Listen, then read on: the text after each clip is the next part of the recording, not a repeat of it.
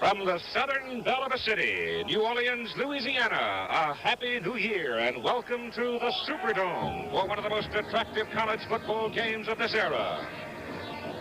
The 43rd Sugar Bowl game being played inside the dome, matching the University of Pittsburgh Panthers and the University of Georgia Bulldogs.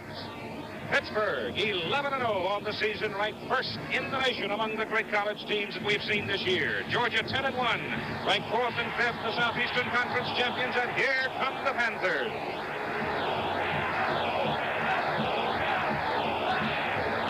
Pittsburgh out of the East, a team put together by Johnny Majors and his coaching staff 4 years ago, and here they are today playing for the ultimate achievement, the national championship.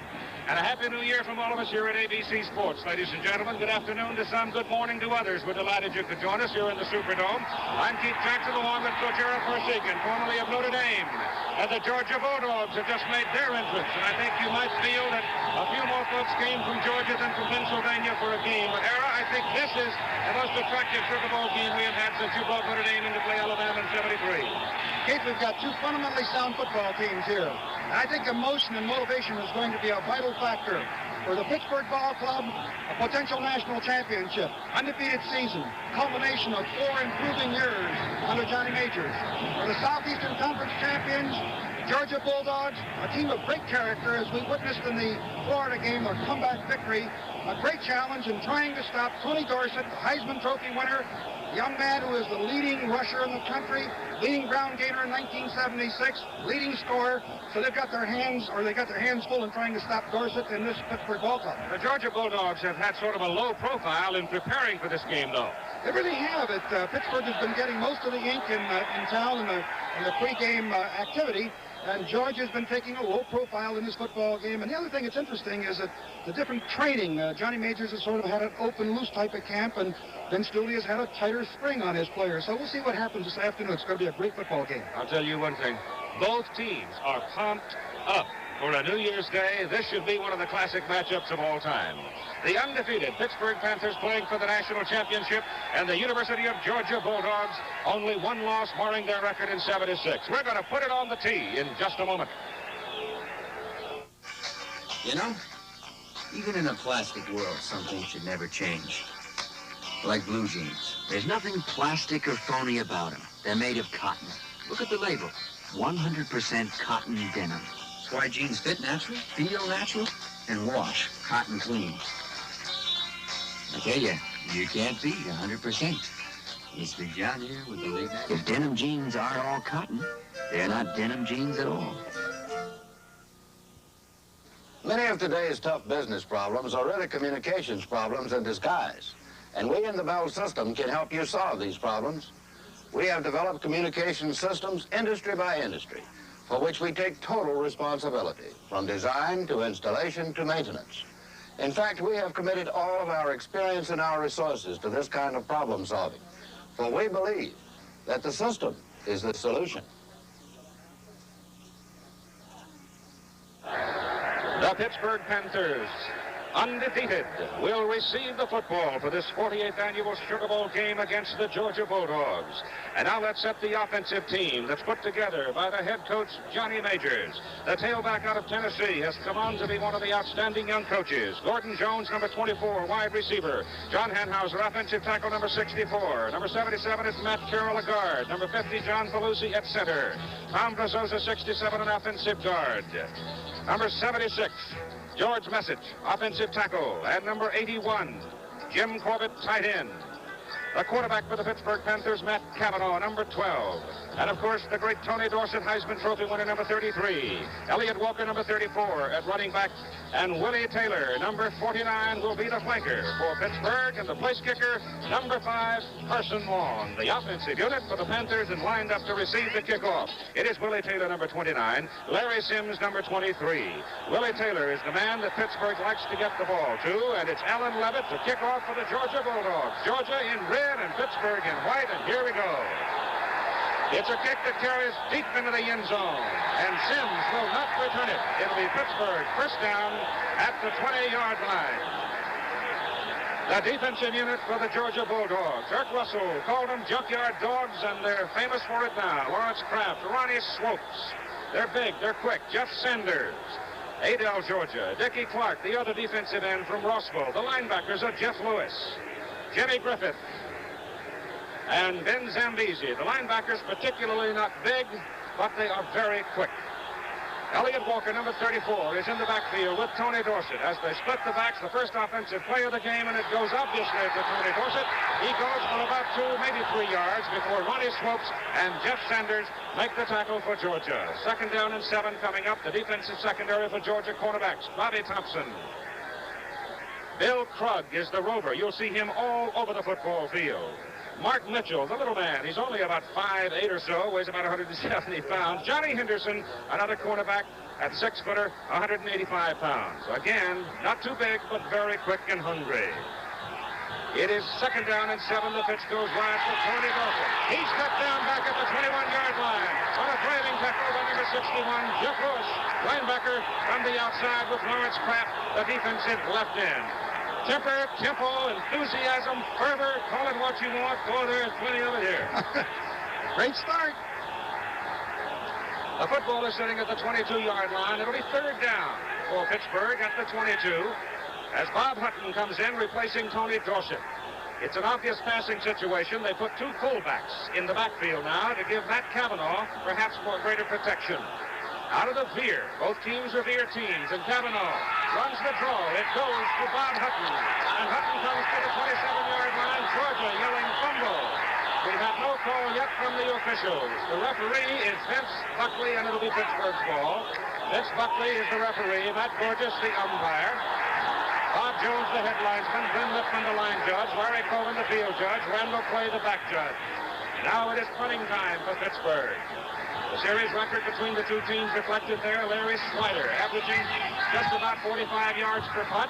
Hits it. It comes back to Mark Mitchell, and Mitchell squirms from 1. It'll be Georgia's ball. 1st down at the 31-yard line. 42-yard punt. Glenn Meyer made the tackle. The Georgia offensive unit up front. Steve Davis is the split in. Steve Collier, George Collins, Joe Tereshinski, Joel Paris, Mike Wilson, and Ulysses Norris. In the backfield, it's number 10, Ray Goff. Kevin McLee, a Pennsylvania lad. At running back, Al Fullard and Gene Washington will be the flanker. Ray Goff, number 10. Out of the veer come the Bulldogs. The Southeastern Conference champions going down the line. It is Goff keeping it, turning outfield. And Ray gets 3 yards to the 34-yard line before Don Parrish brings him down. The defensive unit for the Pittsburgh Panthers. They line up this way, and it's a very good one. Ed Wilanowski, Don Parrish, Al Romano, Randy Holloway, and Cecil Johnson. The linebacker, Al Weatherington and Jimbo Kramer, left to right, and the defensive secondary is also a very good one, led by Bob Jury, who had 9 interceptions this past season. It is 2nd down and 7. Both teams getting 3 yards on the first offensive play of the game. Goff keeping. Ray tries to turn it. They've got him right at the line of scrimmage.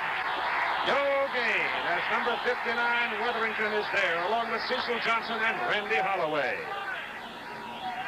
Keith, you know, we're seeing a mirrored offensive system between the two teams, both of them using the veer, and you wonder whether or not they both know so much about their attacks, whether it'll become a defensive football game. It'll be interesting to see. All right, here's Ray Goff now, number 10, settling in on 3rd down and 7. Goff goes, wants to throw, penalty flag is down. He throws, the pass is caught. There is a penalty flag, however, back at the line of scrimmage. The pass complete up to about the 44-yard line of Georgia. To Steve Davis, number 80, coming across from split end, and the penalty will go against the Bulldogs.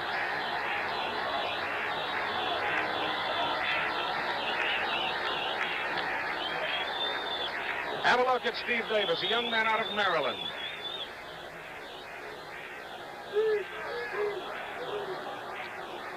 Davis hurling into a lot of traffic, then stepped out of it, and the ball was drilled right in between 2 Pittsburgh defenders. But it didn't count. They back him up 5 yards to the 29-yard line for illegal procedure, and it is now 3rd down and 12. Goff straight back. The blocking. Short of his first down. He is brought down by Arnie Wetherington, number 59, who chased him all the way and finally ran him down up at the 37-yard line. There's Vince Dooley wearing the cap. The reason he's wearing the cap is all of his hair's gone because he met his promise to the Junkyard Dogs that if they won the Southeastern Conference Championship, he'd cut his hair, and he did. Here's the punt by beautiful kick. Good one. Beauty. Fielded and down goes the Pitt return man, Willie Taylor, inside the 20-yard line. A 47-yard punt. No score in the first quarter. You're looking at one of the best-known insurance signs, the fire hat of Fireman's Fund. But for the best deal, you should also know the sign of the man who sells our insurance. It's oval, with an I, for your independent insurance agent. Independent because he represents not just Fireman's Fund, but many companies. So for the right insurance at the right price, sign up with your independent agent. He serves you first. In the yellow pages, Fireman's Fund Insurance Companies. One of these batteries started a whole revolution in automobile batteries, the J.C. Penney battery. There are no filler caps. You never have to add water. It's the most powerful battery ever built for a passenger car. That's why it's fully warranted for as long as you own your car. If it fails, return it. We'll replace it free. Only at J.C. Penney Auto Centers or catalog desks. It's the last battery your car will ever need. The 43rd annual Sugar Bowl game, Pittsburgh and Georgia. This ABC Sports Exclusive being brought to you by Cotton Incorporated, the fiber company of America's cotton producers. The more cotton, the better you feel. By Chevrolet and Chevrolet dealers who invite you to see and drive Chevrolet's totally new 6-passenger car, the new Chevrolet. And by Light Beer, everything you always wanted in a beer and less. And we have no score with 10:57 to go inside the Superdome in New Orleans. Second possession of the ball game for the Pitt Panthers. The football just short of the 20-yard line. The ball is handed over the left side of the line, and it's a good offensive surge for Tony Dorsett, as the 192-pound senior from Aliquippa is brought down by Jimmy Griffith, 47, and Ben Zambezi, 44, linebackers for Georgia. This is only the second time, Keith, that Pittsburgh has looked at what we call an even defense or a wide six. There is no man over the center's nose. Once in a while, when the split end is off, they'll move a man over, but this is a little bit different look than they normally see during the course of the year. Here comes an unbalanced line. Give Dorsett 5. Second down and 5 out of the eye. The pitch goes to Tony. He gets one block. He gets two blocks. He's cut down hard by 44, Ben Zambezi, a junior from Macon. Watch Mr. Zambezi doing his thing. Very quick. Zambezi is the leading tackler on this football team, and he can really move. Number 44, as you see, roaming to the ball. This was a pitch out to Dorsett. Here he comes flowing all the way from the weak side linebacker spot and makes the play short of a first down. Football is sitting right at the 27-yard line. It is third down, and they need 2.5 yards. Georgia jumping around on the defense. They give it to Dorsett. He's hit head on right at the 30-yard line. Really popped it again. Georgia is calling for the ball. Might be a fumble. That's the second time Georgia has been suggestive, and the officials confirm it. Ronnie Swope, number 78. I'm not sure they have confirmed it yet, Earl. No, I haven't seen an official give the well, looks like they're going to do it to Pittsburgh. Yep. Well, I'll tell you this, Georgia sure is doing a lot of lobbying down around that ball. I guarantee you there were 11 of them pointing.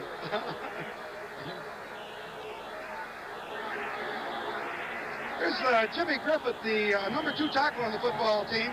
He steps in, falls in with Zambezi, I should say, and they stop Dorsett. We can't see whether the ball comes out here, whether it's late, but at least the officials gave the ball back to Pittsburgh, and it's a first down. First down. Right on the 30-yard line for the Panthers. Double wide receivers to the left side now as Kavanaugh goes down the line. Penalty flags. The pitch is outside to Dorsett. He's pinned in. He's caught behind the line of scrimmage, but being the talent that he is, slips out of there and gets at least across the 30 for a yard. Bill Krug, number 42, was the man making life miserable for Tony. But it's offside against Georgia, 5-yard penalty coming up against the Dogs. That'll be the second 5-yarder they have been tackled with so far in the game. You know, the Junkyard Dogs are really quick. They're not that big. Ronnie Swopes being the biggest, and of course it's Ronnie and the Runts, but I'll guarantee you this, that it may be that Pittsburgh has not looked at a team quite as quick as this Georgia Bulldog defense is. They've looked very good thus far in the 2 series. Vince Buckley indicating offside against Georgia. Little bit too eager. Just a fraction of a second. It is second down. It'll be first down and 5 from the 35 after the 5-yard penalty. They send Taylor way wide to the left side this time.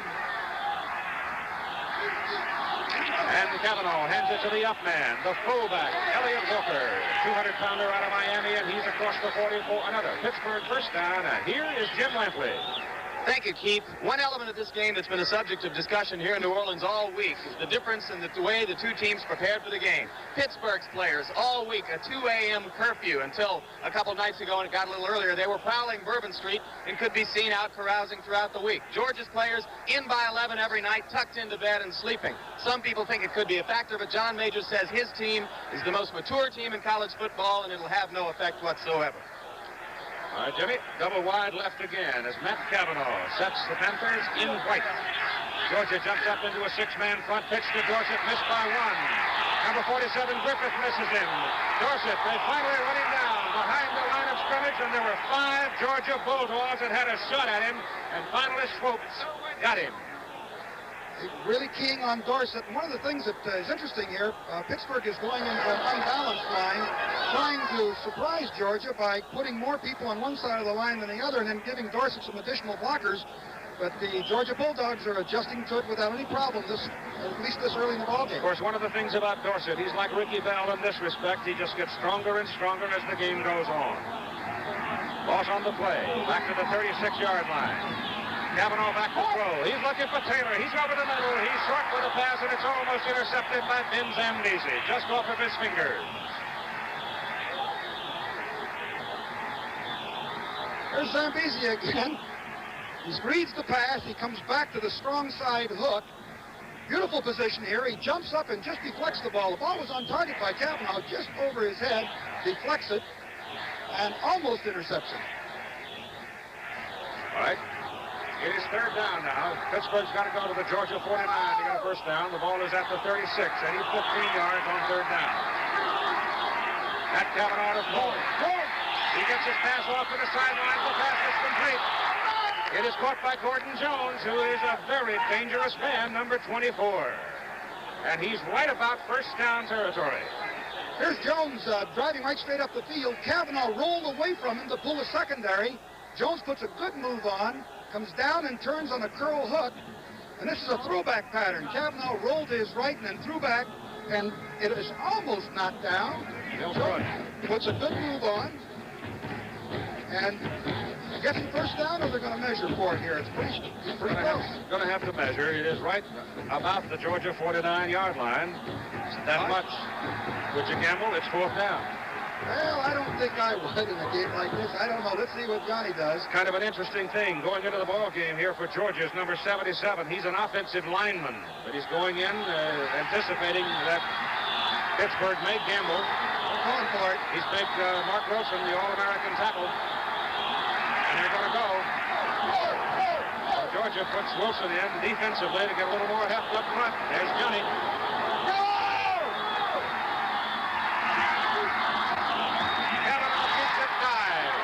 Close, but I think he's got it. He took it over the right side, going in behind Tom Brazoza and George Messick. Belusi, Brazoza, Wilimowski, and a couple of other of the Pittsburgh players have had the flu. And not quite up to their optimum level. But it is good for a first down as Cavanaugh took it right in behind the right side lineman. Pittsburgh now with 3 first downs in the game, and so far Georgia has only had the ball one time. Still has not gained the first down. From the 49-yard line, Cavanaugh hit off the line of scrimmage by Jeff Lewis. And that's the 3rd hit in the game for Jeff Lewis. He's a number 3 tackler on this football team, had 87 total hits during the course of the year, and interestingly enough, he's a top scholar, a 3.89 average. So besides being a heck of a football player, he's a super student. Got a heck of a kid. Not that big either.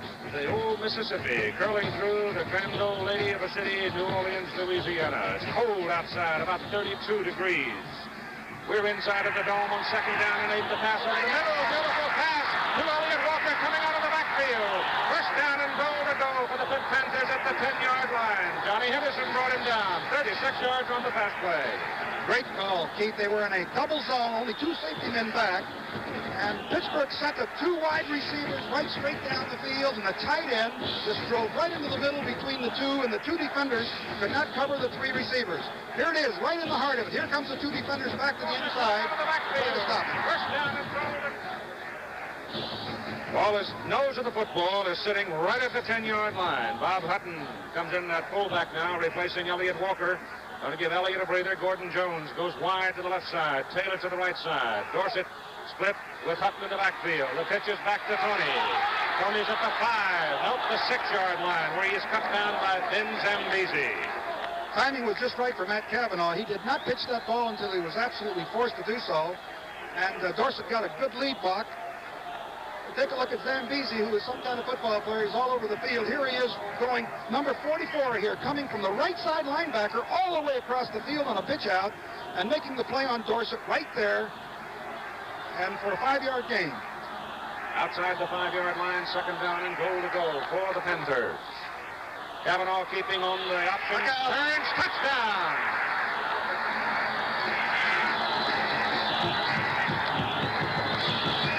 John Henhauser, number 64, knocked Ronnie Swopes out of the way, and Cavanaugh optioned it in. Beautifully executed. You can see it from upstairs there. You can see Cavanaugh had the daylight. He took it, and there wasn't anyone close. Well executed, well blocked play.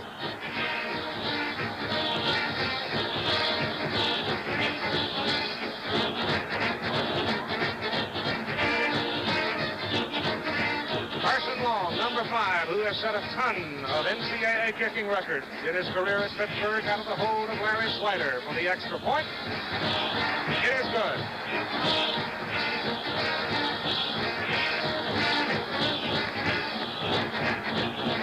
Here's Cavanaugh's run for the first touchdown of the ball game. This comes down the line on just a true option with a lead blocker rather than a fake. Well blocked, cuts it to the inside right here, and there's no one at home. Takes it into the end zone for the first touchdown of the game. It's 7-0 Pitt. Chevy Chevette, it'll drive you happy. Chevy Chevette, it'll drive you happy. Check that price sticker and listen to your heart beat quicker. Look at this mileage rating. What's the sense of waiting? Chevy Chevette. Hurry, Chevette $200 cash bonus from Chevrolet ends on January 10th. Chevy Chevette. Mr. Butkus and I have a problem. I do not appreciate American football. And I don't appreciate rugby. However, there is one thing we both appreciate. Light beer from Miller. Light contains 1/3 less calories than their regular beer. It's also less filling. But our favorite thing is the way it tastes. Quite right, Dickie boy. I'll never like your football, but I do love your light beer. Mike, I'll never like rugby, but I do love those cute little shorts. Light beer from Miller. Everything you always wanted in a beer, and less. Will Muhammad Ali ever fight again? Join Howard Cosell tomorrow for an exclusive live interview with the heavyweight champion on his boxing future, plus the spectacular Vienna Ice Review and race number 1 in the World Series of Auto Racing. Tomorrow on the Sunday edition of ABC's Wide World of Sports. Oh, the Pittsburgh folks are dancing. Georgia Bulldogs are going to get their hands on the ball now for the second time in this first quarter with 5:44 to go, and Pitt going 80 yards for the first touchdown. Pittsburgh kicks off to Gene Washington, number 82. He's a wide receiver. He's the deep man. Carson Long will hit it for the Panthers.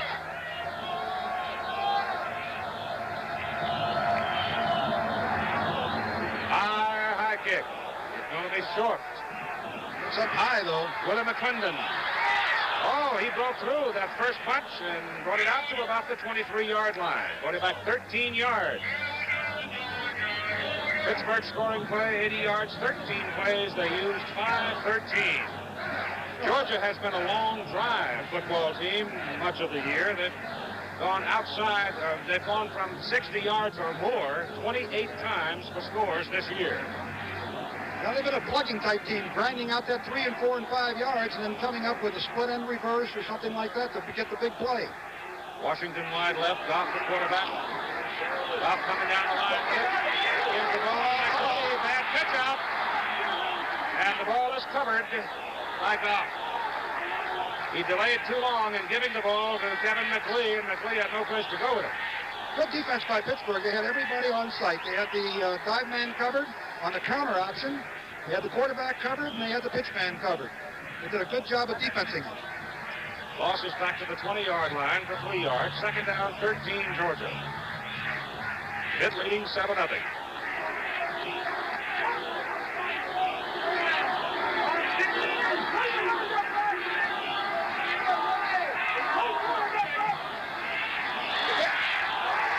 Behind the line of scrimmage by Arnie Weatherington, number 59, a shooting linebacker. And he's the number 2 tackler on this Pittsburgh team with 111 total hits. Now here's Jim. Before the season, Coach Vince Dooley of Georgia promised the media and fans in Georgia that should the Bulldogs win the Southeastern Conference Championship, he'd shave his head. Well, 2 weeks ago at a huge pep rally before this game in Georgia, Vince Dooley shaved his head. And he's come here down to New Orleans and been at practice with it every day. And now 5 of the Georgia assistant coaches have the shaved heads to go with their players' shaved heads. Keith? And Pittsburgh's about to scalp him again unless they get something going. Here's the bomb as Goff delivers it, intended for Washington. It's way over his head. Out of sight. It'll be 4th down. They should have waited there a little bit. He had, excuse me, he had the receiver breaking open, but he overthrew him. Might have been a little lack of coordination on the route. Bucky Dilts, who hit his first punt for 47 yards, is standing back at the 5-yard line. Deep is Willie Taylor for Pittsburgh. Left footer gets it off. Oh, another beauty. He really hangs the ball and forces Taylor to go fair catch inside the 35-yard line. He hung it up there a little bit more than 5 seconds, and he hits another 47-yarder. We have 4 minutes and 2 seconds to play in the first quarter at the Superdome of the Sugar Bowl, and Pitt leads at 7-0. Every time we run a test, there's bound to be a little bit of tension. Well, have I done this? Did I remember to do that? Ken Heyman, safety engineer. This is who we are and what we do at General Motors. The small cars are subjected to the same barrier tests as the larger cars. And using that technique, we've been able to test the safety of smaller cars structurally with regard to the occupants. Now, we think we have the finest facility in the world. We don't think anybody can conduct the kind of tests we're conducting with the amount of data that we can gather. GM has a real serious interest in safety, and knowing that's part of your job, it makes me feel good. At high speed, we sacrifice portions of the car in order to save the occupants. The crushing in of the front is allowing us to dissipate the energy of the crash. The passenger compartment remains essentially intact. General Motors, people building transportation to serve people. Here is Vince Dooley with the shaved head we were talking about earlier. Of course, the original idea came from the Georgia defensive coordinator, Irk Russell, whose head has been shaven for years and whose players did it to emulate him. Dooley has a toupee, which he's been wearing to public functions. Last night, he appeared for the first time without it and promised to go au naturel today for our cameras. All right. That's a 33-yard line now. First down for the Panthers. They lead 7-0, and Matt Cavanaugh hands the ball to Anderson. Look out. That's why he won the Heisman Trophy. First down at the Pittsburgh 49-yard line. It's amazing the number of tackles that he breaks. Actually, it was fairly well blocked, but Dorsett broke to 2 tackles, picked up super yardage. As you watch here on the replay, just on a tailback off tackle play, there's one block tackler. There he shakes off another and picks up good yardage on the play. 3 Bulldogs had their hands on him before they finally got him down. First down, Panthers 49-yard line. Cavanaugh gives to the up man, Walker. Elliott Walker, who had the big play. The pass reception on the touchdown drive goes down to the Georgia 48 for 3 yards. 2nd and 7 coming. Ronnie Swoops the tackle. There's the statistical career on Tony Dorsett at Pittsburgh. 6,082 yards in 4 years. Important to remember 4 years. And the most important number, of course, is that 5.7 average per carry. We're all glad to see him go at Notre Dame, I'll tell you that. 2nd down, 7. Georgia 48, Cavanaugh. Dorsett missed by 1. He has that back carefully for cutting it in. Now, there were 3 red shirts over there ready to bury him, but he cut it back just enough to avoid the solid hit. There was nothing there. He avoided the solid hit and also avoided losing yardage. And that is really the mark of a super back. 9 carries, 28 yards. Ray Goff, the Georgia quarterback, who's yet to get his team on track. Georgia's only gained 4 yards so far in the game. At the Bulldog 47-yard line, it is 3rd down. They need 6. Kavanaugh whips it. Taylor overthrows him. Matt Kavanaugh missed his man, the wide receiver, slanting in. And this program is special exclusive of ADC Sports. Let's pause 5 seconds to allow our local stations to identify themselves.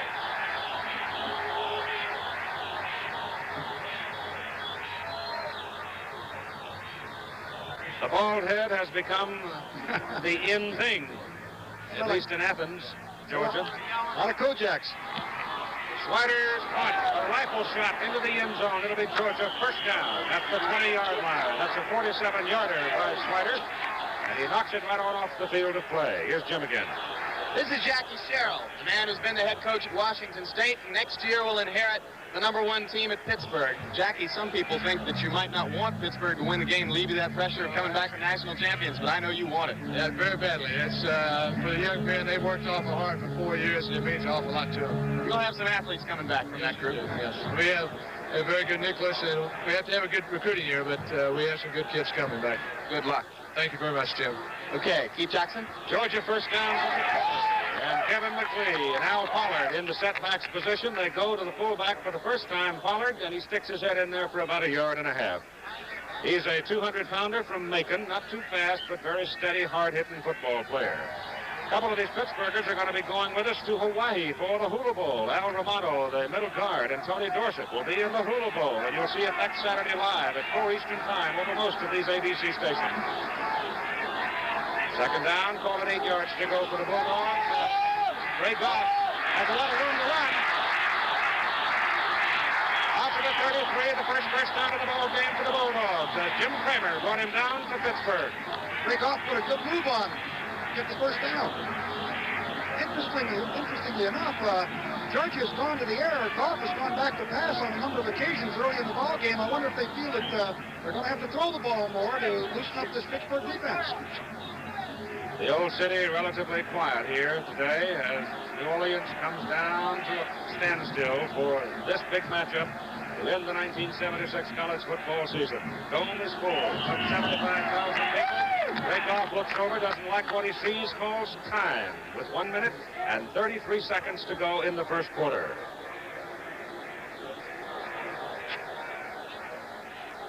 Here's Jim. A little while ago, we saw Arnie Weatherington make a great play for Pittsburgh. He's one of the most interesting stories in this game. A guy who, a year ago, was involved in a difficult legal scrape involving some stolen television sets. Arnie pled guilty, went to Coach John Majors after having not been with Pittsburgh team in spring practice, and asked to be put back on the team. Majors gave him the chance, and all of the people who surround him now say that Arnie's a great testament to the good forces that can come about as a result of participation in this sport. He works with a youth counseling program in Pittsburgh, says that he made a mistake, has learned his lesson, and wants to pay it all back now. Arnie Weatherington from Miami-Jackson High School. We've had a change too, Jim, in that our list of officials has been corrected. Ed Ward is the back judge, working the ball game. Of course, they're playing on artificial turf here in the Dome. So we're assured of a comfortable setting with the temperature last night dropping down to the 20s here in New Orleans after having a couple of very warm days. So we can be very happy that we are inside for the ball game today because the temperature probably will not get out of the 30s. You know, Keith, Ray Goff, a sign of a well-coached football team. Ray Goff had a play on. Pittsburgh overloaded the defense to the double flankers, and he elected to take a timeout in this first quarter yet, not to waste it down. And I think it's good thinking on his part, particularly early in the ball game. All right, this is Gene Washington to the left. First down, mark it on the 34-yard line of Georgia.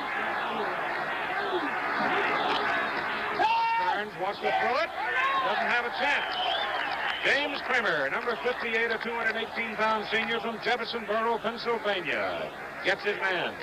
He wanted to throw the ball again. He had a counter action and came down the line looking for the receivers, and before they were open, there was Jimbo. Right. You'll see 14, Jeff Delaney coming in here on a safety blitz. Washington was on a fly pattern, but he was looking short. Second down, 12 from the 32.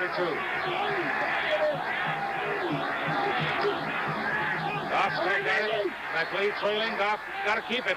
That's the play they fumbled a while ago. He unloaded it again to McLeod, but he really doesn't give Kevin much of a chance to do anything with it. Well, the defense is, Pittsburgh defense is recovering so well. They're overloading this side. It's very tough to run an option play against the defense that Pittsburgh is showing them. You got a flag on the field, and you got a big pile going into the sidelines. I don't know where or why or what it might be. It could be a late hit over on the sidelines. It could be a little bit of a scuffle erupted on the sidelines, too. Yeah, I can't tell. Personal foul, it's against Pittsburgh. It's against Georgia. Oh. That'll wipe it off. We'll do it again. Offsetting penalties. Well, there's fervor and some fever. Couldn't see it from here. I don't know whether it happened on the sideline. Is this Felder, 37, coming over? Let's see. Oh, yeah, he's clear. Yeah, he's clear out of bounds here. They should have pulled up. They were way out of bounds there. That's the... Apparently some Georgia partisan retaliated on somewhere, yeah. An offsetting penalty. It is third down. The football is marked just short of the 34.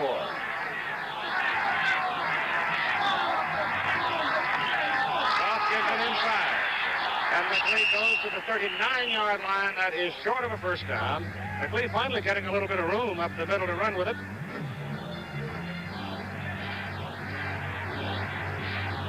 And we're told now that it was Kevin McLeod who did the retaliating for Georgia to effect the second call or the second penalty flag. So whatever, here's Georgia punting. Bucky Dilts all day to hit it.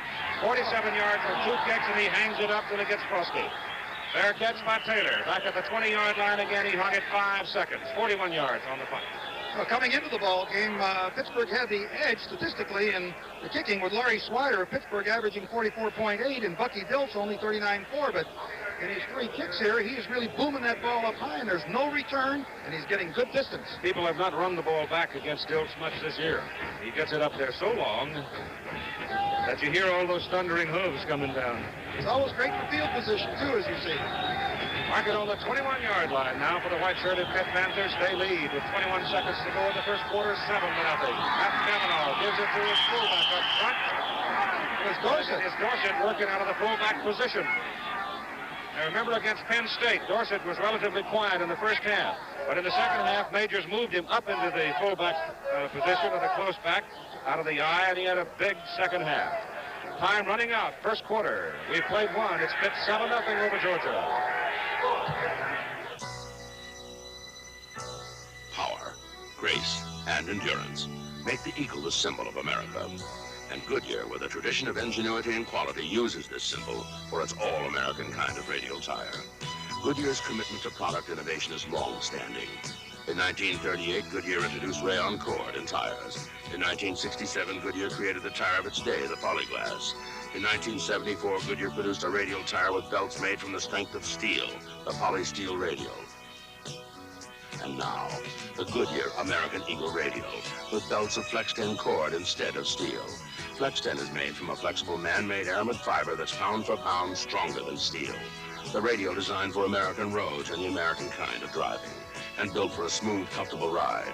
The Goodyear American Eagle Radial, here for you today. Tire for America, the American Eagle, the tire for America.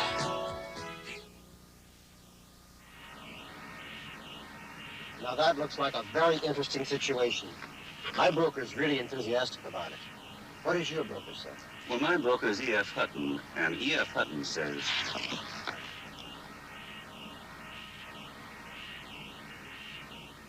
When E.F. Hutton talks, people listen.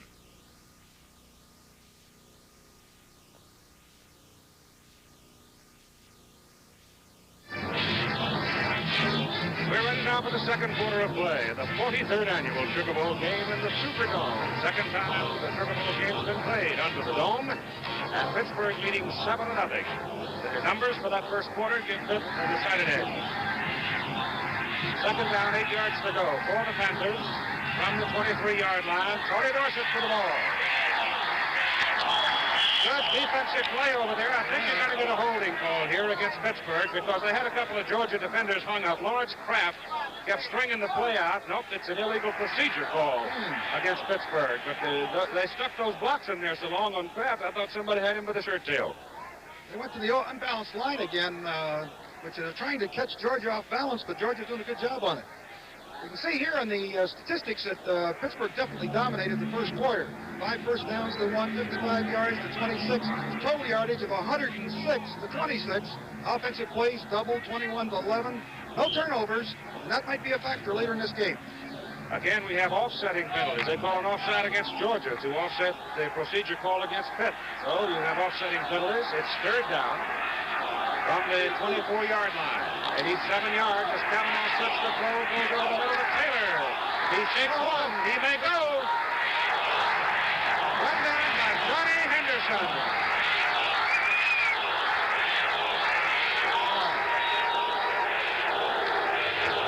Kavanaugh can throw it, can he? Taylor ran through what appeared to be a good chance for a tackle. He just broke it, took off, and it was Johnny Henderson that finally got it. Here's the play. There's 4-down area. Now, of course, here's Kavanaugh rolling out. He almost gets blindside here. You can't see it. There's the ball right on target to Willie Taylor. He shakes a tackle and looks like he might go. Fumbles the ball as he hits, but it was called dead. Let's see. Boom. Came out after he hit the ground.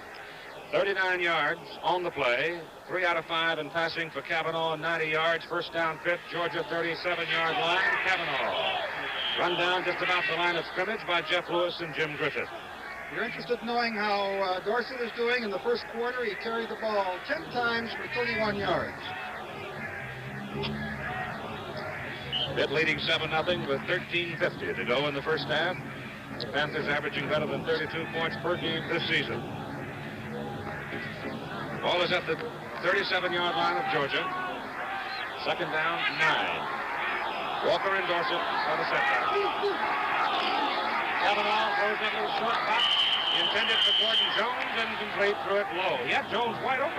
Hey, it's a real hard throw. Coming to the left for a right-hander and then throwing against the grain of your body is a very difficult throw. It's much easier to execute when you go down to the right side, but they like what they saw on the left, and he just underthrew the ball, threw the ball on the ground. He let him open.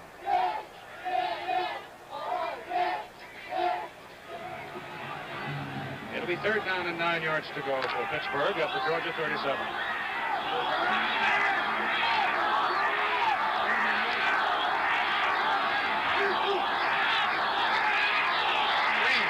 Dumps it off. They set up a screen for Tony, and he tried to turn too soon. Looked like they had it set up well, too. I think Dorsett would have come up with some yardage on that play. And so it is fourth down. The football setting at the 37-yard line of Georgia. And Carson Long is in the ball game. Hurry up, let's go! His longest field goal this year, 50 yards against Temple. But he has a leg that can take it beyond 50. This will be from the 44 or a 54-yarder. Inside the dome. It's close, but it's short. Just short. 1 yard short. So Georgia holds and takes over with 13:20 to go in the first half, trailing 7-0. Energy for a strong America. Shouldering America's energy needs is a job Exxon's been helping to do for years. It's a job that takes experience, technical know-how, financial stability, and every bit of efficient organization that Exxon can provide. So Exxon has put all of these strengths and capabilities together to bring oil, gas, and other energy directly to you. Energy for a strong America. Ladies and gentlemen, 40 is here. Yes, Craco 40 channel CB has arrived. A big, new, great-looking line, all with Craco's famous Phase-O-Matic for locked-in, clear reception. Say hello on a Craco, new 40 channel CB. Hello.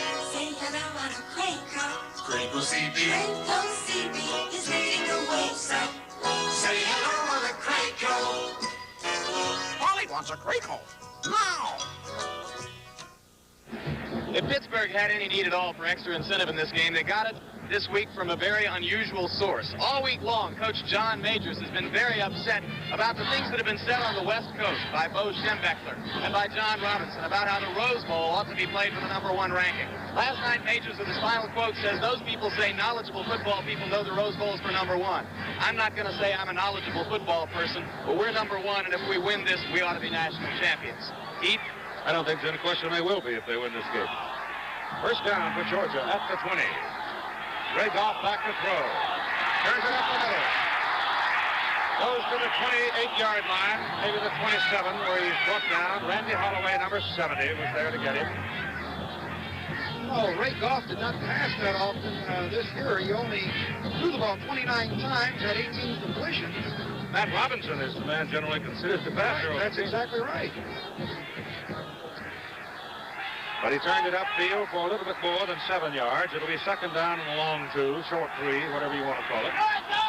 Gives the ball away, and there's the first down as Kevin McLeod breaks it to the 40-yard line. And the first time in a ball game that the Georgia offensive front has opened up Pittsburgh. Take a look at Kevin McLeod on the replay. I'd say, yes, Romano's the middle guard and comes to the side. Now watch him go right by him, right here. Romano stunned it to the outside, and McLeod took the inside on him and picked up the first down, not to the 40. Target on the 39, first down, Georgia. This time the ball goes to Pollard. Now Pollard wiggles it up to the 43-yard line. He got about 4 yards. And tomorrow at 4:30 Eastern Time, the premiere of the Sunday edition of ABC's Wide World of Sports. Live interview with Muhammad Ali, the Vienna Ice Review, and we'll have the World Series of Auto Racing, the International Races of Champions. 4:30 Eastern Time, 3:30 Central and Pacific over most of these ABC stations. Second down and 6. Ball goes to McLeod again. And he pops in there for a couple of yards and runs right into Al Romano, 225-pound senior from Solvay, New York. Third straight time they tested that inside area. And I think they want to grind that ball out if they possibly can, maintain possession of it. Don't think you can do it against Romano, Holloway, and Perry. It'll be tough duty. Tough duty. Georgia trailing 7-0. Just now beginning to show some offense. Goff keeps it, gives it to McLeod, running to the sidelines. He's shoved out of bounds up around the 46, close to the 47. He is short, however, of the first down. James Wilson, number 21, pushed him out. Good defensive support by Jim Wilson. Left cornerback came up very rapidly and avoided the first down, and of course this forces Georgia into a kicking position. On 4th and 3. See if Levitt puts another one up in the air. Duke. Bucky. Leo hit the screen with it.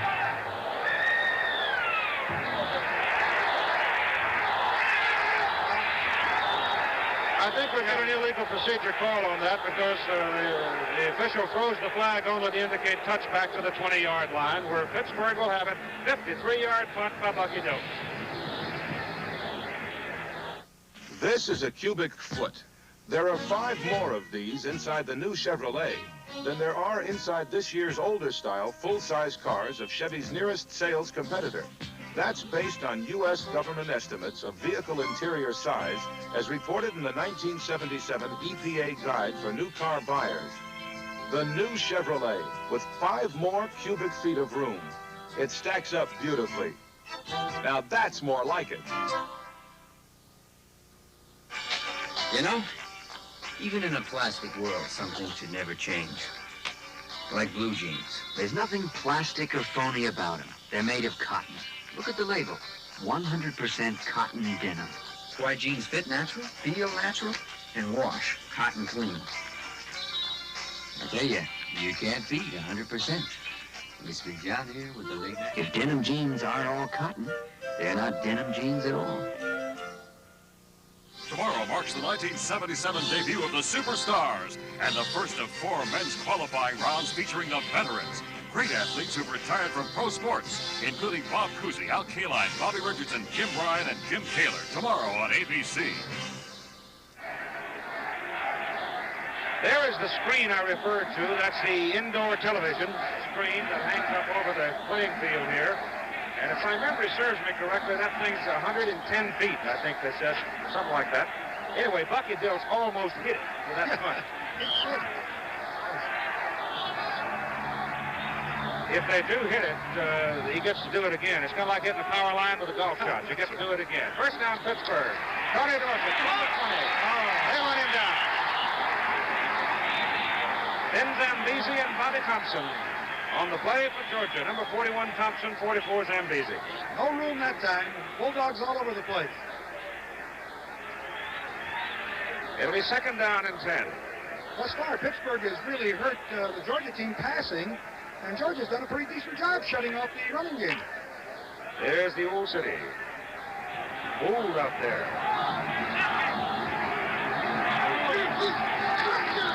Goes to the up man. Out of that I formation again, the up man is Dorsett. And moving him around pretty good. Different positions in the backfield. They did that in the Penn State game and very successfully, particularly in the second half. Gain 2, third down, 8 coming.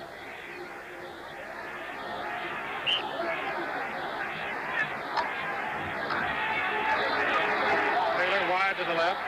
Gordon Jones to the right.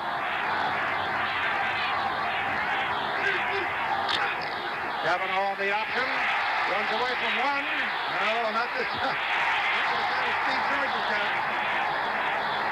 Jim Jeff Sanders ran him out of bounds.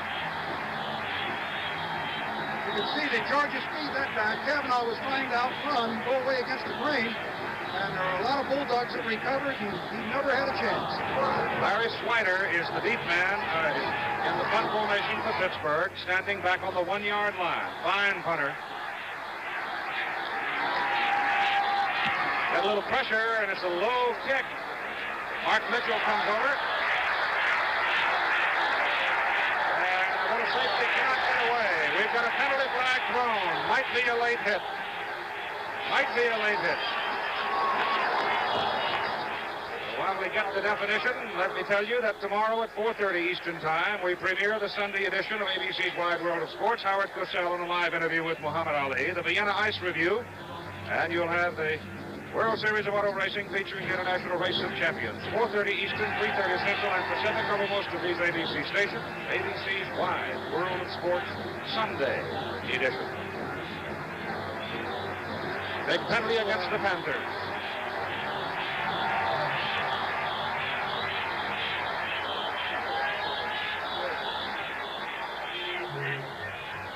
Now Georgia has the ball in Pittsburgh land. I guess that's the first time in a ball game, isn't it, Jimmy Ricks? So, at the 47, a fifth first down Bulldogs.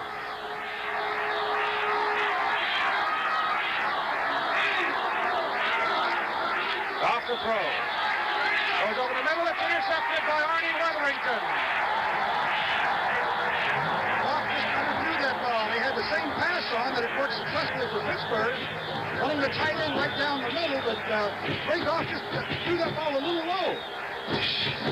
Davis was in the seam and looked to be open if he could have raised it up just a little bit. Wetherington made a great interception on it, but if Goff had put a little air under that ball, it could have been a completion. First turnover in the ball game. Pittsburgh gets it back, first down at their own 26-yard line. The only time that I saw the Georgia team this past season was against Florida. They were down 27-13 at halftime and came back and blew Florida over 41-27. Sure did. That was a great football game. Never know about it. Kavanaugh whips it to the sidelines to Taylor. Willie gets away. He's slippery. He ran right away from Johnny Henderson. He really is a dangerous runner when he gets his hands on the ball. He can really fly. He makes people miss. He's like a back out there. It's Arnie Wetherington who intercepted the pass, taking some oxygen on the sidelines. 41-yard line. First down, Panthers. Well, we don't have to worry about the getting in here. That's one thing.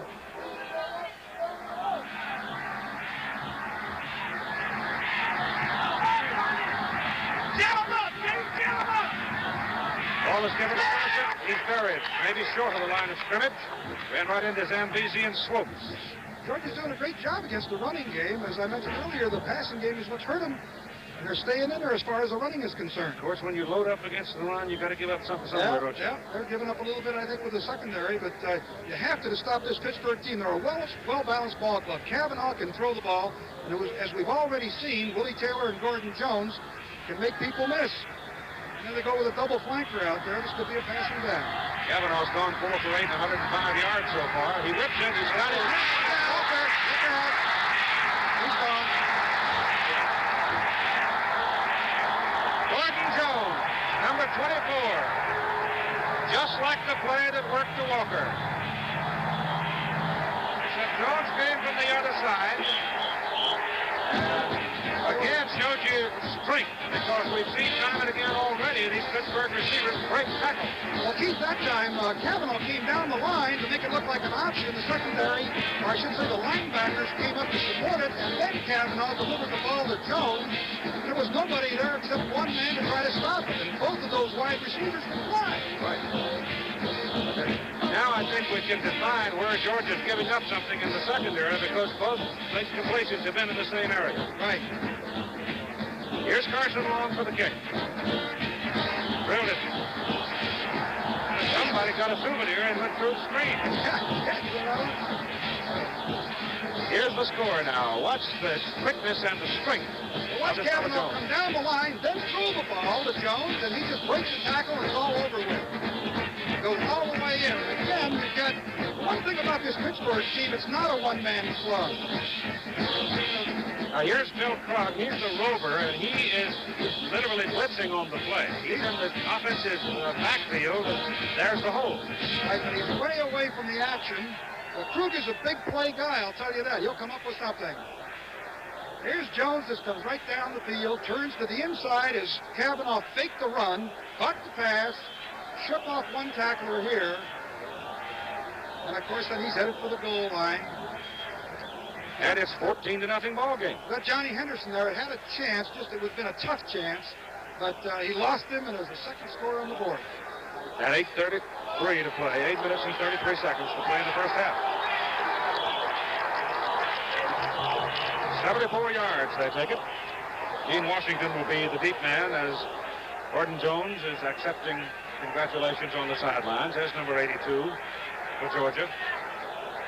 Showing some respect for Carson Long's leg, isn't he? He's standing back. Long can put him away. Got it up in the air. Very high. 4. Bobbles. Oh. Into the crowd. There's a flag. Long shoved him out. But you're going to put another 15 on top of that, Keith. He almost peeled it out, and Carson Long was over there, and I believe it was Carson that hit him, shoved him. Pittsburgh probably complaining on that, because when you're playing with the intensity that they're playing here today, well, that's what's going to happen. They hit him, I think, when he was out of bounds. Let's see here now. There he is. He goes on out of bounds. Carson. Well, right there, yes. He's way off the playing field there, right. Tripped off. So they add 15 to it, and Georgia has the ball up at near the 45-yard line. Take another look at it here. It's Carson Long. You see, he's about, got to be 3 or 4 yards off the field. He continues pushing and shoving, and of course the call is the problem.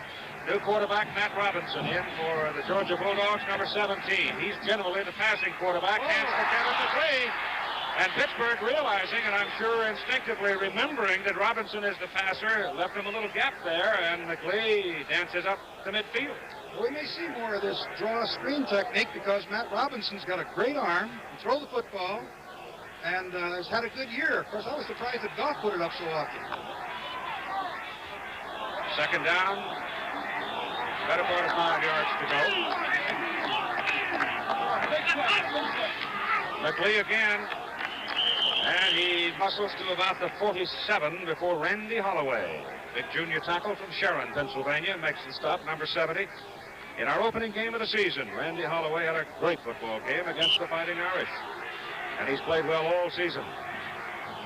Big fellow. 47. Might go for the big one here. I wonder whether it's just the first down. It's 3rd and short. 3rd and 2.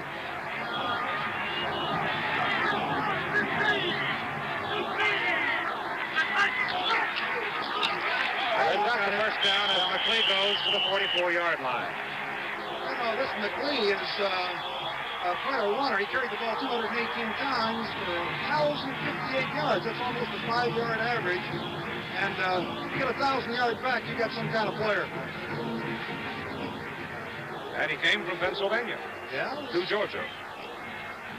Teammate of Chuck Muncie, I guess, a long time ago. McLee is 8 for 35. 8 carries for 35 yards. He's doing all right. Georgia needs a touchdown. They trail 14-0 with 7:10 to go first half. Robinson down the line, penalty flags down. Robinson brings it upfield. Hit hard inside the 35. He's very close to a first down, but let's see about the penalty. Looks like the umpire threw the flag, and generally you get a holding penalty when you get the umpire throwing the flag. He's lined up just behind the defensive lineman. Procedure call. Procedure? Yep, I think that's what he indicated. Be against the Bulldogs. Pittsburgh now hit 2 times with the flag for 30 yards, and Georgia 3 times for 15 yards, and we've had just 2 occasions where we've had offsetting penalties. That was 5 yards. Somebody must have moved in the interior line in there that the umpire could see. Tough break for him because he came out with good yardage. Makes it first down and 15 from the Pittsburgh 49 with Washington wide right and Davis wide left.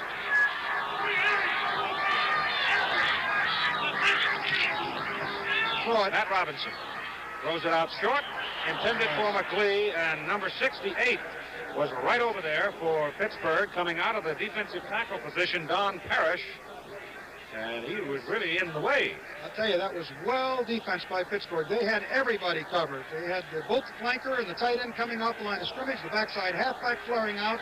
They had 3 receivers to the side, and Pittsburgh had pressure on the passer as well, coverage on each receiver. TD on the sidelines. It is second down and 15 for Georgia.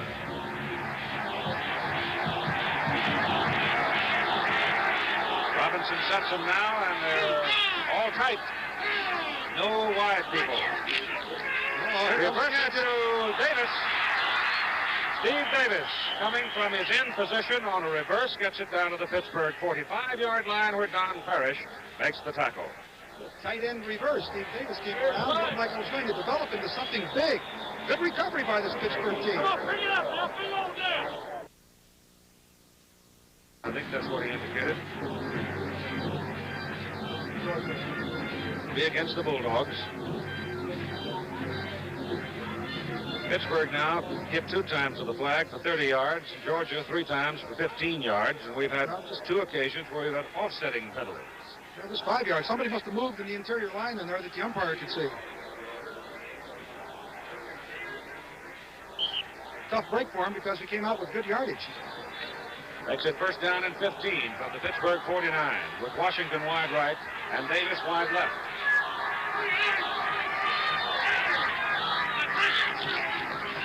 Matt Robinson throws it out short, intended for McLee, and number 68 was right over there for Pittsburgh, coming out of the defensive tackle position, Don Parrish, and he was really in the way. I'll tell you, that was well defense by Pittsburgh. They had everybody covered. They had both the flanker and the tight end coming off the line of scrimmage, the backside halfback flaring out. They had 3 receivers to the side, and Pittsburgh had pressure on the passer as well, coverage on each receiver. TD on the sidelines. It is second down and 15 for Georgia.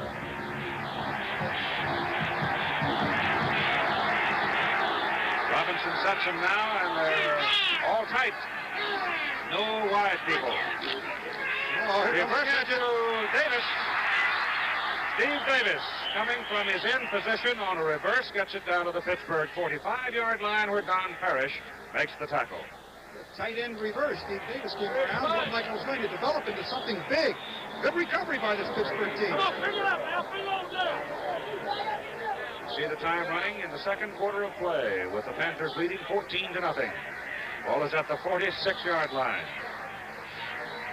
The Georgia band, the Pitt band, both performing at halftime, and featured performer will be Mr. Pete Fountain with his clarinet. Third down, 11 yards to go to Robinson. Pass over the middle. It is intercepted by James Kramer. Jimbo gets it. That's the second interception by a Panther linebacker. Boy, that was a great interception. So with 5:59 to go in the first half, Pitt gets it back. First down at the 33. This new father doesn't know it, but any moment now in his very town, a revolutionary new long-distance phone system will go into operation. Phone? Oh, down the hall and to the right. Thanks. It will handle calls faster and more trouble-free than ever before, over 4 times. I think that's what he indicated. Be against the Bulldogs. Pittsburgh now hit 2 times with the flag for 30 yards. Georgia 3 times for 15 yards. And we've had just 2 occasions where we've had offsetting penalties. Yeah, just 5 yards. Somebody must have moved in the interior line in there that the umpire could see. Tough break for him because he came out with good yardage. Makes it first down and 15 from the Pittsburgh 49 with Washington wide right and Davis wide left.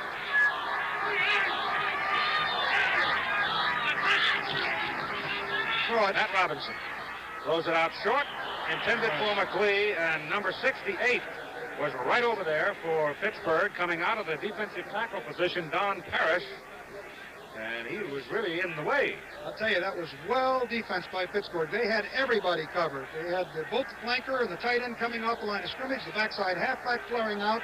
They had 3 receivers to the side, and Pittsburgh had pressure on the passer as well, coverage on each receiver. TD on the sidelines. It is second down and 15 for Georgia.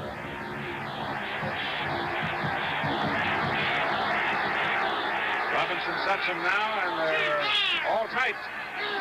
No wide people. Reverse it to Davis. Steve Davis coming from his end position on a reverse, gets it down to the Pittsburgh 45-yard line where Don Parrish makes the tackle. Tight end reverse. Steve Davis came around. Looked like it was going to develop into something big. Good recovery by this Pittsburgh team. Come on, bring it up, Al. Bring it over there. See the time running in the second quarter of play with the Panthers leading 14-0. Ball is at the 46-yard line. The Georgia band, the Pitt band, both performing at halftime, and featured performer will be Mr. Pete Fountain with his clarinet. Third down, 11 yards to go to Robinson. Pass over the middle. It is intercepted by James Kramer. Jimbo gets it. That's the second interception by a Panther linebacker. Boy, that was a great interception. So with 5:59 to go in the first half, Pitt gets it back. First down at the 33. This new father doesn't know it, but any moment now in his very town, a revolutionary new long-distance phone system will go into operation. Phone? Oh, down the hall and to the right. Thanks. It will handle calls faster and more trouble-free than ever before, over 4 times as many as the old system, and help keep rates down. Okay, Marty, we're ready to cut over. Let's do it. Okay, well. This new electronic switching system is an investment of $400 million in research, manufacturing, and installations. We did it. This new father only knows he wants this long-distance call to go through. Mom, it's a girl. We do, too. That's why we built it. Bell Labs, Weston Electric, Long Lines, and your local phone company. The Bell System. One team with one goal, keeping your phone system the best in the world. Another look at the interception. Now we're isolated on the receiver. Look, flying through the air comes Jimbo Kramer. Great interception. He launched himself, and he hung onto the ball. Generally, when a guy lays out like that, he might fumble the ball when he hits the surface, but he hung onto the ball. It was a great interception because Davis was open, and it was only the effort of Kramer that brought the interception about. And the Panthers have it first down at the 33-yard line, leading 14-0. Kavanaugh's pass, complete to tight end, Jim Corbett, the senior from Erie, makes a leaping catch for another Pittsburgh first down, very close to it. Here's Jim. Keith, I want to throw in a quick story about Jim Kramer, who just made that interception. This whole experience has got to be one of the best of his life. On December 17th, Kramer got married to his older brother's wife's little sister. I think I got that right. Both Kramer brothers are married to a pair of sisters. She also happens to be the niece of a good friend of ours, Roger Baldessari, the sports information director at Notre Dame. Kramer went to Ohio State his first 2 years of school, had a very bad personality conflict with Coach Woody Hayes of Ohio State, didn't think he was getting enough chance to play, transferred away from there to come to Pittsburgh, and now he's a second-team All-American linebacker, honeymooning here in New Orleans and enjoying it with that interception. And it's a first down for Pittsburgh on the completion to Tim Corbett. Kavanaugh 6 out of 10 for 175 yards here in the first half. It goes to Walker, the fullback, number 34, and he gets it out to the 48-yard line before the Bulldogs can plant him. That's 4 yards, maybe 5. Looks like the Bulldogs are going to have to loosen up with their linebackers because they've got them up in there tight. They're really vulnerable to the pass, and of course Kavanaugh's been hitting, so they better give a little bit more on the ground rather than the explosive passing game that Pittsburgh has shown thus far. We're playing inside the dome in New Orleans. It goes to Walker again, and he's across midfield to the Georgia 48-yard line. He's about a yard shy of the first down, and the crowd watching this 43rd Sugar Bowl, 76,117. That is a new football record at the Sugar Bowl. Johnny Majors took over a Pittsburgh team 4 years ago that had not had a winning season in 10 years. And continual improvement each year up until this undefeated team, and now they're ahead 14-0 in the Sugar Bowl Classic. Johnny's headed for Knoxville in Tennessee. It's Walker again over the right side. On third down and a yard and a half, he gets the first down as he cracks the Georgia 45 to near the 44. Lawrence Kraft from Fort Rucker, Alabama, makes the stop.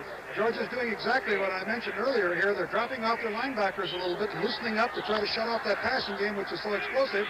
But in the process, this Pittsburgh team is starting to pound out 3 and 4 yards. Pittsburgh is gone now, Era, for 239 yards to Georgia 68 in the first half. That's a lot of offense.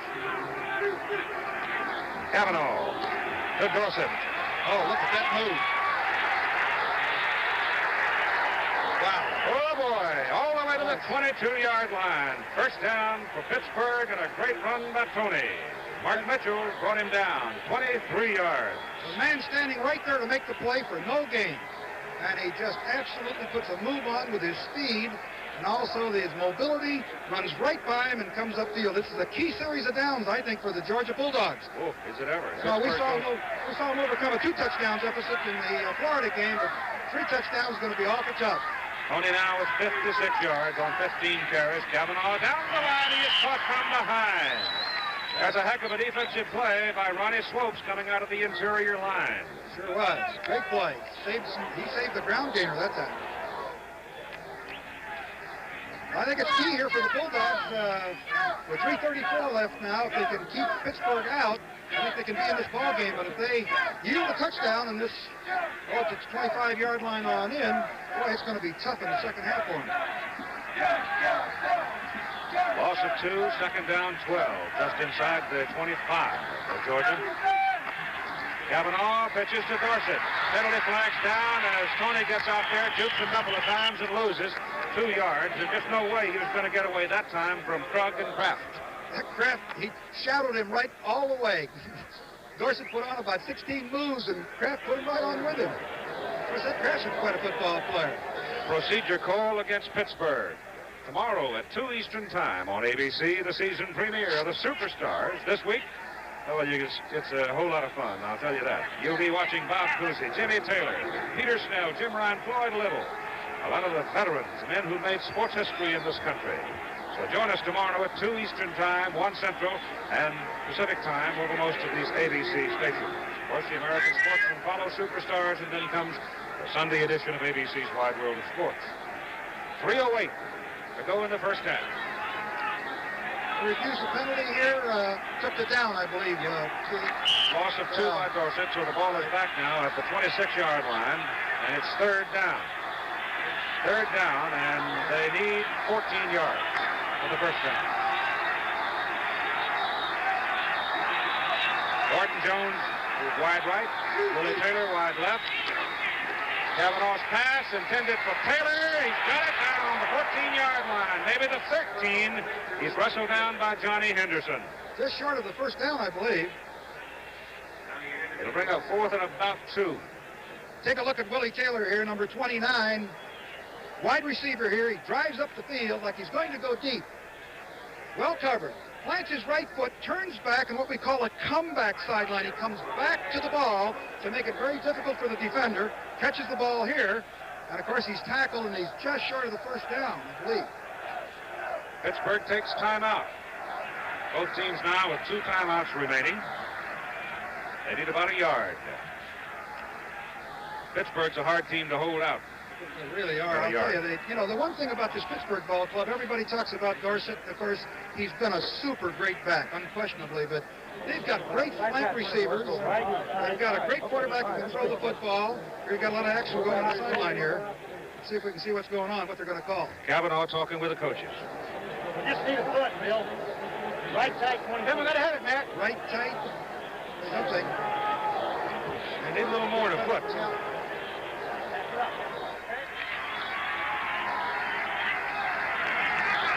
The yard. Well, we couldn't quite pick up exactly what they were going to do. Probably a tight formation on the right side. Something on the right side they were talking about. We got Walker on that side.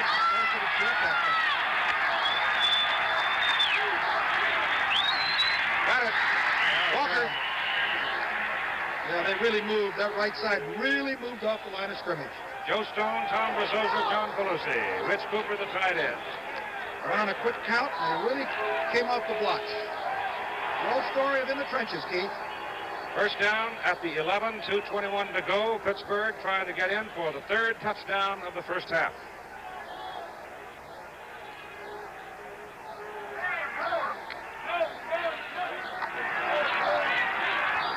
Kavanaugh has had a super first half. Woo.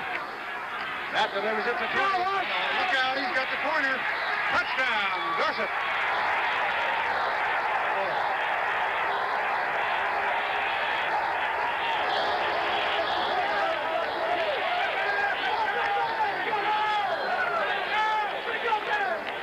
Did he turn on the Jets, or did he turn on the Jets?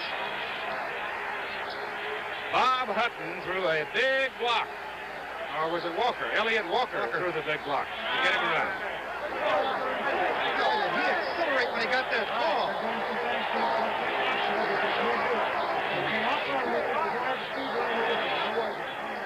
Carson Long for the extra point.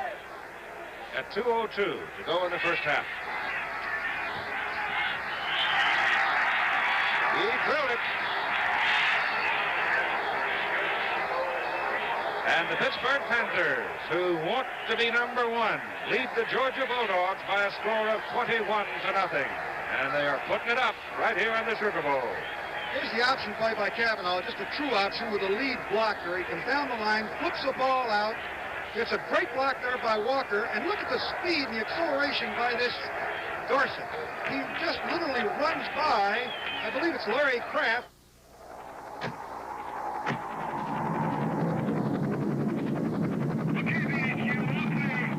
Now comes Miller time. You've turned a dangerous ledge of new powder into a harmless pile of snow. Now's the time to head for the best-tasting beer you can find. Miller High Life, America's quality beer since 1855. If you've got the time, we've got the beer. Now let it be.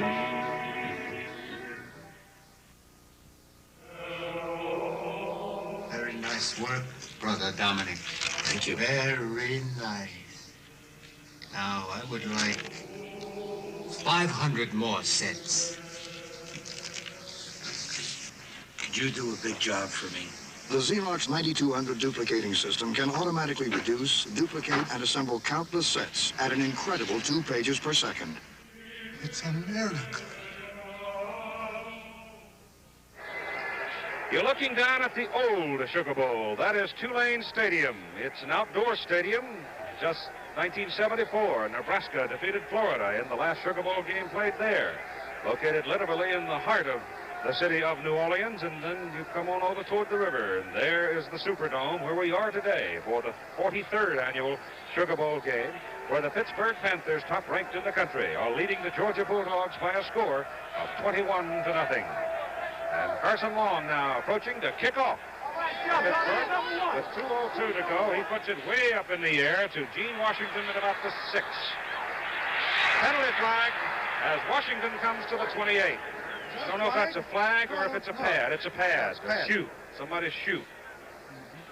looked like a flag for a minute, didn't it? I see those foreign objects on the field, and especially if on a kickoff return, mistakes can be made so easily. At the 28-yard line of Georgia, Bulldogs down 21-zip, have the ball. Matt Robinson, the quarterback. And Gene Washington coming. Georgia quarterbacks have been intercepted twice so far in the game, both times by Pittsburgh linebackers. Robinson back to throw. He throws, and Washington had cut on the pattern back inside, and there was nobody near the football. No coordination on the pass route. I guess Robinson thought, who was that breaking down? Was that Steve Davis? No, that was Gene Washington, yeah. He took the fly pattern right up the field, and I guess Robinson thought he was going to run an out pattern to the sideline. Wasted down. Oh, they're loving it. Right now, they're loving it. Second down, 10 yards to go for the Bulldogs. Robinson will put it up again, throws short, incomplete. Pass intended for Al Pollard, the fullback coming out of the backfield. At halftime, Chevrolet Motor Division will present Coach of the Year Award. Bill Fleming will have that special feature for you. Participating, Mr. Bob Cook, who is the General Sales Manager of Chevrolet. Coach of the Year at all three divisions, and a great show with Pete Fountain, the Georgia Band, and the Pitt Band. So settle down and enjoy yourself. Try to remember all the fun of last night. Third down and 10. Robinson getting some heat. Pass is away. The pass is complete to Steve Davis on a rolling, tumbling catch upfield at the 47-yard line. Don Parrish and Randy Holloway were the two men trying to take Robinson's arm off. There's Steve Davis coming from the far side of the field. Robinson's forced out of the pocket. He just crosses over the middle, gets in between linebackers there. You see Weatherington, 59, coming over, makes a great catch. The ball is low, but he makes a super catch. And it's first down for Georgia at the 47-yard line. Matt Robinson gets his pass off, and it's incomplete. And Georgia folks are screaming for interference as he was cut down by Bob Jury, number 31. Hey, that was close. The ball was right in the neighborhood, so he got away with it. Let's see if he, I don't know whether he stumbled and fell here or whether he actually tried to block him here. Jury cut him down. He blocked the man when the ball was in the air. That's interference. The ball was going right over the top of him, though, when they made the hit. Right there. Contact is made. You can see the ball coming into your picture right there. Contact is made. And you have an interference that was not called. Second down 10. Robinson's pass blocked. Blocked by Don Parrish, number 68.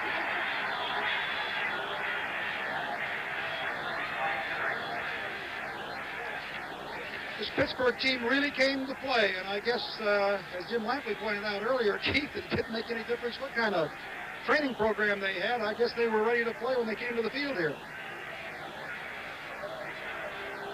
Well, the scoreboard would reflect it. Yes. And so do the numbers in the scorebook. Well, you got to give that passing game the real credit. Third down, 10. Robinson's pass. Low. All the way to the sidelines, intended for Washington. There's Lee Majors, the $6 million man on the Pitt sideline wearing a Pitt hat. Well, he's got a $6 million team right now with a lead of 21-0. And it is fourth down. Bucky Dilts in the pot for the Bulldogs. And Pittsburgh has no one deep. And Georgia kicks it. Bucky hangs it up, get a good roll. That's a great kick. There's a penalty flag on the field. The ball dribbles out of bounds at the 4-yard line. Ball kicked out on about the 4. Now here's Jim. Just as Florida did in the game for the Southeastern Conference Championship, Pittsburgh has exploded on Georgia in the first half. But now Coach John Majors is going to have to tell his team about Georgia in the second half. One of the most remarkable statistics we've seen on a team this year. The Bulldogs had given up a total of 30 points in the second half all year. Just 6, 2 field goals in the third quarter. 14 of the points they gave up in the fourth quarter all year came against Cincinnati in a game that was already out of reach. I asked both coaches why they thought Georgia was so strong in the second half defensively. Coach Vince Dooley said it was partially related to what he calls the intelligent fanaticism of his defensive coordinator, Irk Russell.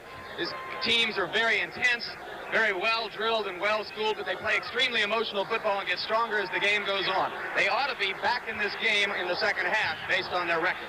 Keith? Penalty goes against Pittsburgh, giving Georgia first down at the Pitt 39. Pass to Gene Washington, thrown by Robinson, has really drilled at Gene, and he actually didn't have much of a chance to do anything with it. Well, Keith, on that punt, James Wilson, the left halfback, I think had an infraction as Georgia was going down to cover the ball, and while the ball was in the air, it's still in the possession of Georgia, so that the penalty was assessed to Pittsburgh, and they maintain possession. And, of course, Georgia's going to have to hang on to the ball. Only 1 minute left in the first half. 1 minute at the Pitt 39, second down 10. Robinson goes deep for Washington. It's intercepted at the 10-yard line. It is Bob Jury and Leroy Felder there together. I think Jury's the man that got the ball. If so, it would be his 10th. Let's see which one came up with it. Both of them there. Well, they both were there. Washington drives up the field, puts a fake to the inside, goes back to the flag, to the outside. Looks like he's got them beat, but there's both defenders there. Is that Felder there? And Jury. Also Jury. Who gets it? I still don't. They're both wrapped around it. I'll tell you, they've got it, Bill. It's Felder. Have it. Felder. I think they both got it. Whatever, Pittsburgh's got the ball just outside the 10-yard line. And they'll just run the clock out now as they get it in motion. Georgia with 2 timeouts may choose here to spend them, trying to save the time. But the clock is still running with 40 seconds to go in the first half. I think, of course, Pittsburgh, this is a dangerous area when you're fooling around with the ball back inside your own 10-yard line. Any kind of error, of course, could give a quick 6-7 points to your opponent. So you want to play conservative down here, and that's exactly what Pittsburgh is doing, and it's exactly what I would do if I was coaching. Clock running at 20 seconds to go now, as Kavanaugh will probably take the snap and just sit down with it. Whistle stops it now. Looks like Georgia may spend a timeout. They have 2 timeouts remaining. And they do call time. They have one more, now. yeah. With only 15 ticks remaining on the clock to halftime, 21-0 Pittsburgh. Tomorrow, the 1977 premieres of 3 great series, beginning with the Superstars and all the excitement of the men's first qualifying round, followed by the American Sportsman as Candace Bergen learns the skills of a high-speed auto racer, and Peter Benchley leads a movie crew to a shark-feeding frenzy in Australia. Then the Sunday edition of ABC's Wide World of Sports debuts, featuring a live interview by Howard Cosell with Muhammad Ali on his boxing future, the spectacular Vienna Ice Review, and action in the World Series of Auto Racing, tomorrow on ABC. Georgia with 1 remaining timeout, killing the clock. I'm a little surprised they didn't spend it sooner. Yeah, I'm too, Keith. They could call timeout right after this 3rd down play and force a punting situation on 4th down. Which they probably will do. The ball is back at the 7.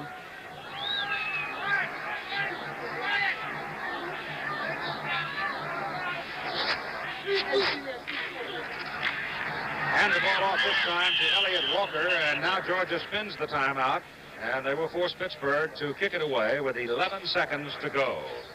11 seconds. Leroy Felder, incidentally, was given official credit for that pass interception.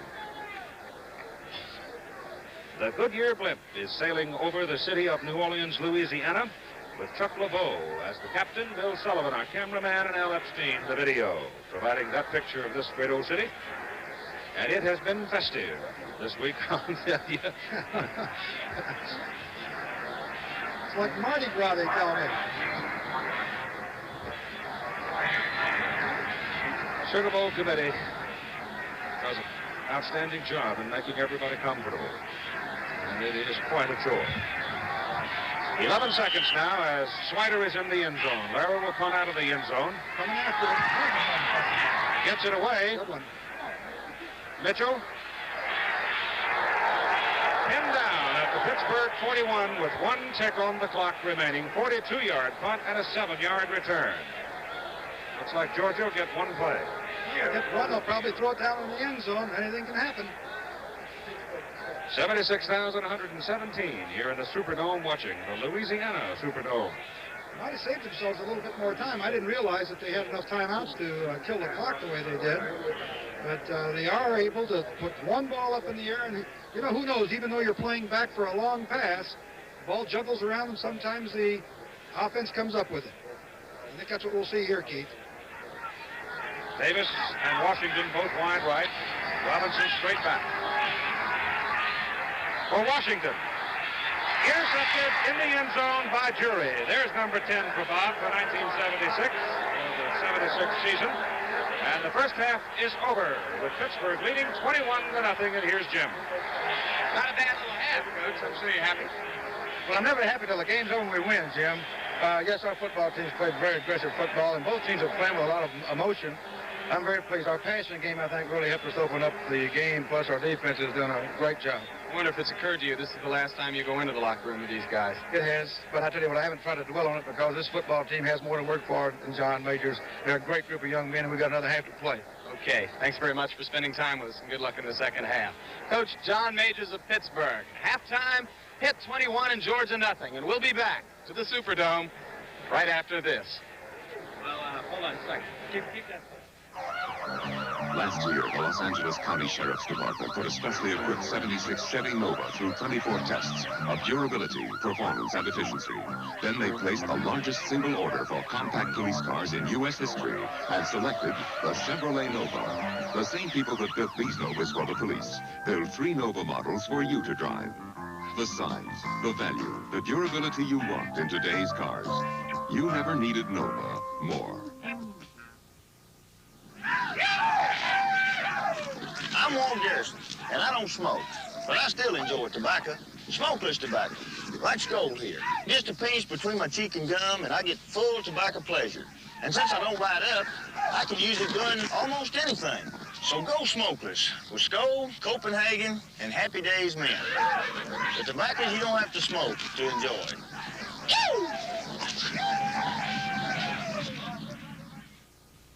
Starsky is kidnapped by religious fanatics. Tell me where my partner's being held.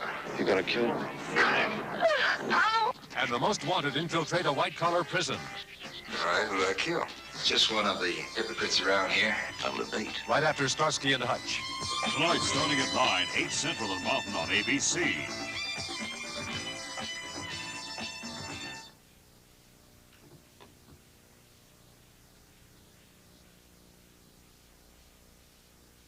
Man. J.C. Wilson plays in the Pittsburgh defensive secondary.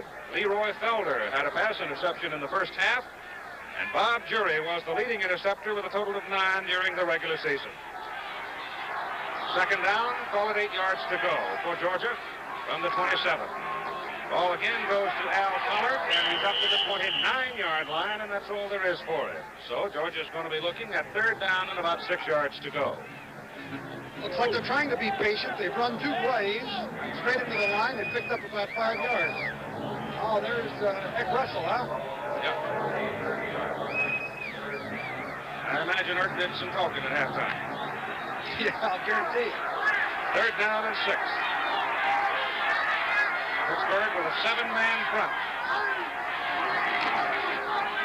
Goff coming down on the option, tries to turn it inside, and he's got no place to go as Romano came out of the line position, came across to make the tackle.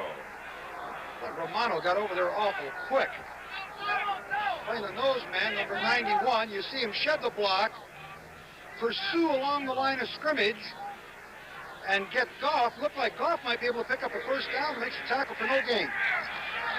Bucky Dill's averaging 47 yards on 4 punts, hits another towering shot, the fair catch goal by Willie Taylor. On the ball, 5 seconds again. The ball is back at the Pittsburgh 24. That's a 45-yard punt by Dill. He's really booming that ball. Now here's the Panther offense. For their first possession of the second half, Gordon Jones, the wide man, Hanhauser, Carroll, Pelusi, Brazosa, Messick, and Corbett. Big guys up front with Cavanaugh, Dorsett, Walker, and Taylor in the backfield. First possession of the second half, with Pittsburgh leading 21-0.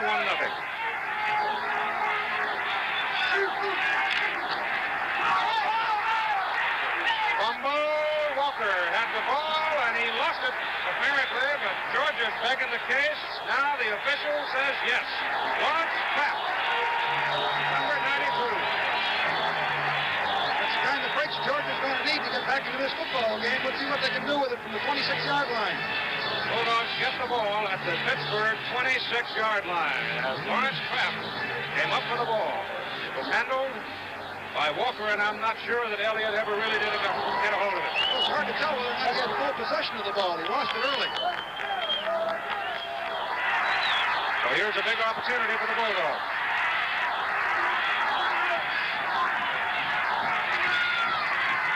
Ray Goff.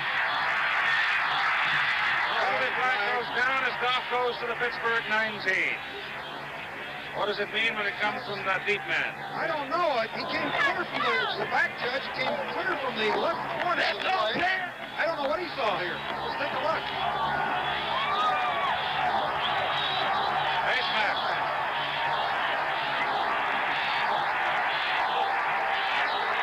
So they'll tack some more onto it. And Georgia now with a big opportunity to start the third quarter of play. Great opportunity for him to get back into this football game. They've seen him do it before. Wally Tereshinski, Ulysses Norris. Tereshinski's out and Norris is in with Mark Hodge. He had a double tight end alignment now for the Bulldogs. They keep Gene Washington in, send him wide as a flanker. From the 9. Kevin McLean. Not much. They shut him up well there. That was a good goal line defense. And Pittsburgh has gone at this stage at the 9-yard line in the man-to-man coverage, single coverage. So maybe Steve Davis or Gene Washington can break loose down here. They may have to throw it to get him in the end zone.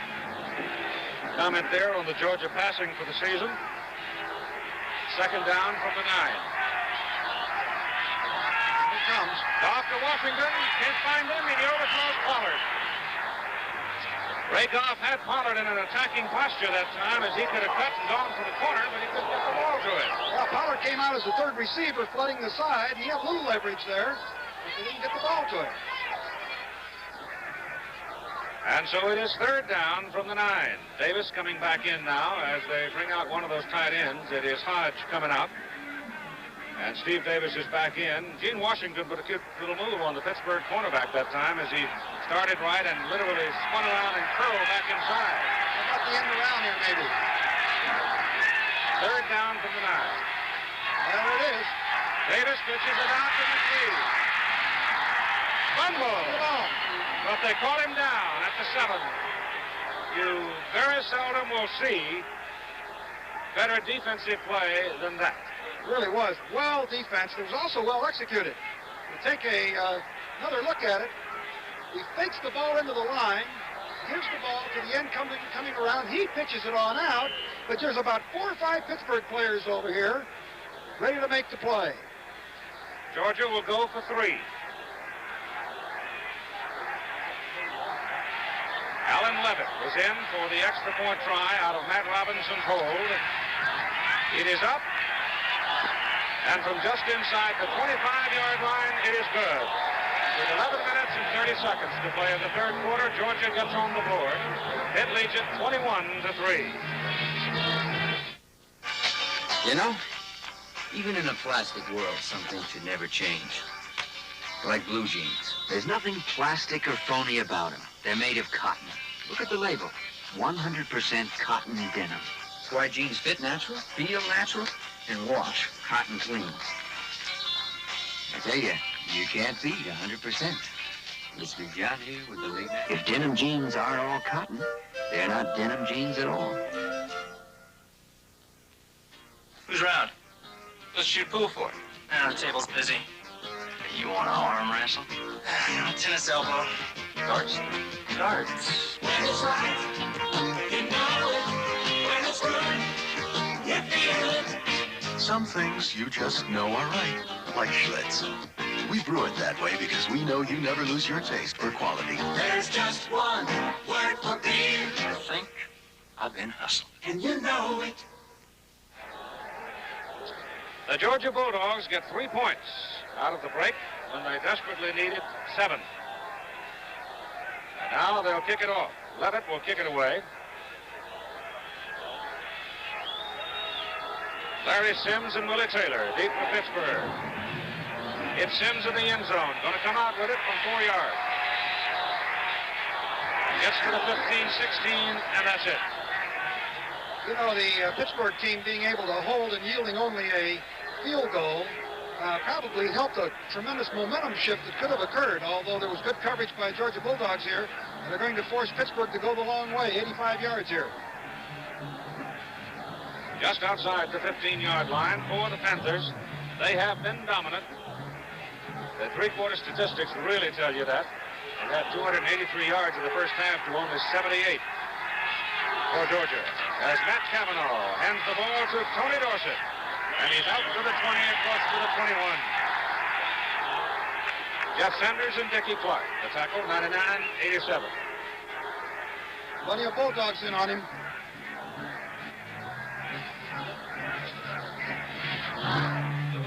Dorsett has always been able to manage to break a long one in the second half. He's a strong runner, a lot like Ricky Bell. They get stronger with more carries that they have. Taylor and Jones both come left. Second down, 5. Cavanaugh keeps it. Gets a first down out to the 26, 27-yard line with Jim Griffith and Bobby Thompson making the stop for Georgia. I think we got a, was that, looked like Elliott Walker that made a great block on the end there. He is better than an average blocking back in that backfield, I'll tell you that. He really is, I'll tell you. Of course, there's the stats there. 188 yards passing, 7 for 11 for Cavanaugh. And therein lies the story and the difference between the score. Also 4 turnovers for Georgia to now just 1 for Pittsburgh. First down from the 26, it's Dorsett. Tony gets 2 to the 28 before Griffith, Zambezi and company wrestle him down. Pittsburgh's been alternating their offensive formations more than I have seen them in previous games. They used an unbalanced line that time with the eye. They've used the pro set. They've used the veer look. They've used a lot of different looks in there. Double flankers to a side. Here they come out with a pro eye, it looks like. On second down and 8 for Pittsburgh from the 28. Dorsett. Play is dead. Back at the 38-yard line, and it should be another first down. It's good blocking at the point of attack that time by the Pittsburgh offensive line. Here's a replay on Zambezi. He's blocked well. Driven off the line of scrimmage. He sheds the block and still gets in and makes the play. Exactly on the 38-yard line. First down, Panthers. They're controlling the ball game, in fact, dominating the ball game, leading 21-3. Elliott Walker over the right side to about the 42-yard line. Bill Krug, 42, first Bulldog to get to it. One time Pittsburgh comes out and runs just a plain eye, gives the ball to the fullback or the tailback. Next time they come out and run the veer. Next time they come out and run the true option. They're keeping the Georgia team pretty well off balance, and the versatility of the team is being well visualized here. At the 42. Second down, 6. Dorsett. There it is. First down, Pittsburgh. At the Georgia 43-yard line as Mark Mitchell made the tackle. Great blocking on the right side of the line by Corbett. The message for Zoza. They really cleaned it out. And remember, at 4:30 Eastern Time tomorrow, the premiere of the Sunday edition of ABC's Wide World of Sports, Howard Cosell interviewing Muhammad Ali live, the Vienna Ice Review, the first race in the World Series of Auto Racing, featuring the top drivers, the international classes. So we've got fun for you tomorrow on ABC's Wide World of Sports at 4:30 Eastern, 3:30 Central and Pacific, over most of these ABC stations. Matt Cavanaugh, the quarterback. Had no chance for the option. He turned, went back the other way. There were 2 Georgia players, and he managed to avoid one of them and got back to the line of scrimmage, maybe picked up a yard or 2. He got 3. He got 3 on it. By golly, he did. Looked like they had him all locked up. There's Parrish and Wilson, the right side of the Georgia offensive line. Yeah, a couple All-Americans, too. Really good ones. Second down, short 7. Goes to Bob Hutton, 44, the fullback, 1 yard. Zambesi put a real stick on that time. He came flying in and put a real hit on him.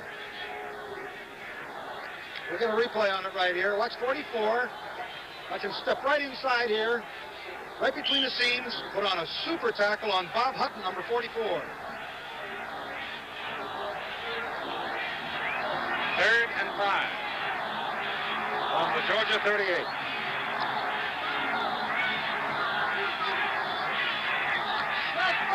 Kavanaugh's pass for Corbett, incomplete. They had a blitz on from the backside. Old Bill Krug, number 42, who makes a lot of things happen, putting pressure on. 7:12 to go in the third quarter to punt. Well, if anything, they're going to yield poor field position to the Bulldogs, particularly if the slider just kind of bumps it down here, lets it roll around inside that 10. He's going for the sideline. Shanked it. He shanked it. Not much on that one. The line of scrimmage was the 38. I think that one went out just about the 37. That might be a 1-yard punt. I'll tell you, the time you got to be very careful on the right hash mark. That's likely to happen. In the sunrise, he can hear the highway call. City roads and top roads, he can take them all. The Goodyear American Eagle. The strong, smooth-riding radial with Flex 10 cord belts instead of steel. Flex 10 is made from a flexible man-made aramid fiber that's pound for pound stronger than steel. Tire for America, the American Eagle. What is it? 77 Chevelle. How much? 38.85. Honest? That's what it says. 300. 38.85? For a midsize, impossible. $3,885. 38.85. Plus 5. Will Muhammad Ali ever fight again? Join Howard Cosell tomorrow for an exclusive live interview with the heavyweight champion on his boxing future, plus the spectacular Vienna Ice Review and race number 1 in the World Series of Auto Racing. Tomorrow on the Sunday edition of ABC's Wide World of Sports. Preceding Wide World of Sports at 2 o'clock is the opening segment of Superstars for this year, and at 3:30 a very interesting American sportsman dealing with sharks. Thursday night here, Tony Dorsett got one of the great opportunities any young man can get.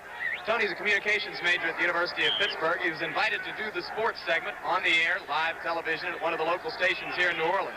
Said it scared him to death. He even fluffed his first line, but then read it fairly smoothly. Tony is somebody who's progressed so far in 4 years, it's almost unbelievable. He was very shy as a freshman. Keith? Barry Swider got 2 yards on the punt. Georgia's ball at the 36-yard line. Goff turns it upfield. And Ray Goff runs for a first down from the 36 to about the 48-yard line, and he was really belted. Looked like he actually was faking the pass and really deliberately trying to run the football. He cleaned it out. He got outside the contain and picked up the first down. Looked good running. In case you're interested about trivia, the shortest kick in Sugar Bowl history was a -2 yards from a gentleman named Horn at Clemson. 48-yard line, and Goff is gone. Matt Robinson in. Ray was shaken up on the play. Handoff goes to Kevin McLee, and he gets a yard as the defensive right side of the Pittsburgh line, led by Randy Holloway, and then Parrish joined the crush. They throw him back. Randy Holloway got a lot of penetration, and McLee had no chance. Or was that Pollard? Well, that was McLee.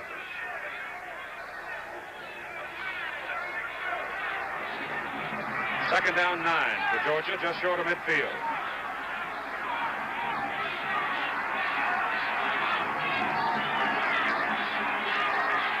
Robinson decked behind the line of scrimmage by Al Romano, the middle guard who fired and got through. That's the second time in a row that the defense, the Pittsburgh defense, has gotten tremendous penetration, and Georgia cannot operate along the line of scrimmage without controlling it. They're having difficulty with it. Don Parrish down on the field, number 68, Pittsburgh tackle. Lose him, you lose a lot.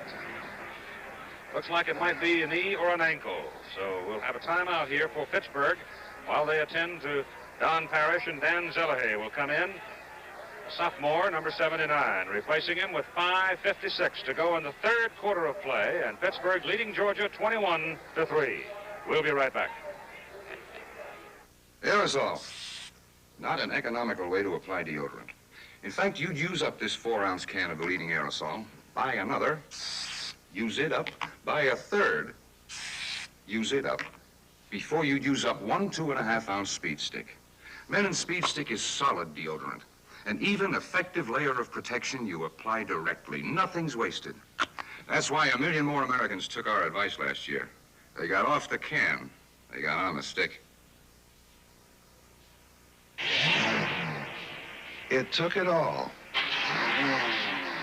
Bitter cold. 120 degrees. 5 dead batteries. Nearly 4 hours with the lights on. 3 months on a frozen lake. And now it's maintenance free. The Die Hard, sold only at Sears.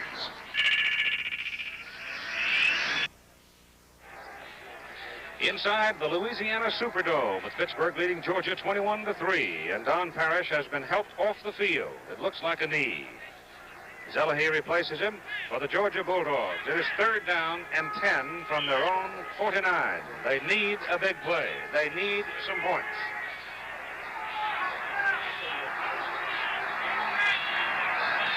Matt Robinson, the quarterback. Rakoff was shaken up. Robinson to drop and throw. To the sidelines, throws a knuckleball and is almost intercepted. Very poor pass. Ball slipped out of his hands. Cecil Johnson, Randy Holloway were involved in it, and they batted it around enough that it almost resulted in an interception. Really didn't have much time. The Pittsburgh defensive line was putting a lot of pressure on him. He didn't have much time to get rid of it. 5:49 to go in the 3rd quarter. Bucky Dilts to punt on 4th down. Beauty. Oh, Howitzer shot. Taylor calls fair catch, falls down at the 6-yard line. So Pittsburgh goes to work from the 6, leading 21-3. On January 16, we begin here on ABC and most of these ABC stations, the United States Boxing Championship.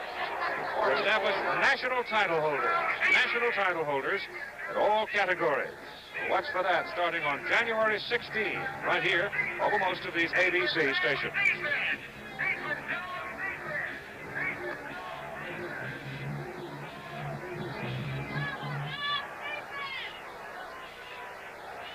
Pittsburgh comes up with Elliott Walker, Tony Dorsett set up in the I with Cavanaugh, the quarterback. It's Walker from the 6 to about the 12. Zambezi, Griffith, linebackers making the stop, and a very positive offensive surge by the Pittsburgh line. I'll tell you, the Pittsburgh people in the trenches have been outstanding today, Aaron. On both offense and defense. I think Georgia would like very much to get a turnover here. It'd help them to get back into this football game. Bob Hutton checks in at fullback, replacing Elliott Walker, 44 instead of 34. And Hutton's got the ball. And Hutton hammers it to just about the 15. That'll leave him maybe 1.5 yards short of the 1st down as Jeff Sanders makes the stop for Georgia. Georgia would like to hold here and force a punt, try to get some kind of field position. But this Pittsburgh ball club has failed very few times in this game on critical situations like this. Jones wide right, Taylor comes left. They give the ball to Tony Dorsett, trying for the 1st down, and he's close. No, it looks like he might. Well, it's close. They'll measure. Tomorrow afternoon, ABC Sports kicks off the new year with a return of 3 great sports series, beginning at 2 Eastern Time, season premiere of The Superstars, featuring the veterans. At 3:30 Eastern Time, another season premiere, The American Sportsman. You'll see a shark-feeding frenzy in Australia. See Candice Bergen learn to drive a high-performance racing car. At 4:30 Eastern Time, ABC's Wide World of Sports in the season's first Sunday edition brings you a live interview with Muhammad Ali, a sensational Vienna Ice Review, and race number 1 of the World Series of Automobile Racing, featuring the leading drivers in every class. That's 3 exciting season premieres, beginning tomorrow at 2 Eastern Time, 1 Central and Pacific over most of these ABC stations. In his 1st down, Pittsburgh, Tony Dorsett has 100 yards on 22 carries, and he's gone again. Look out. Uh-oh. Wow.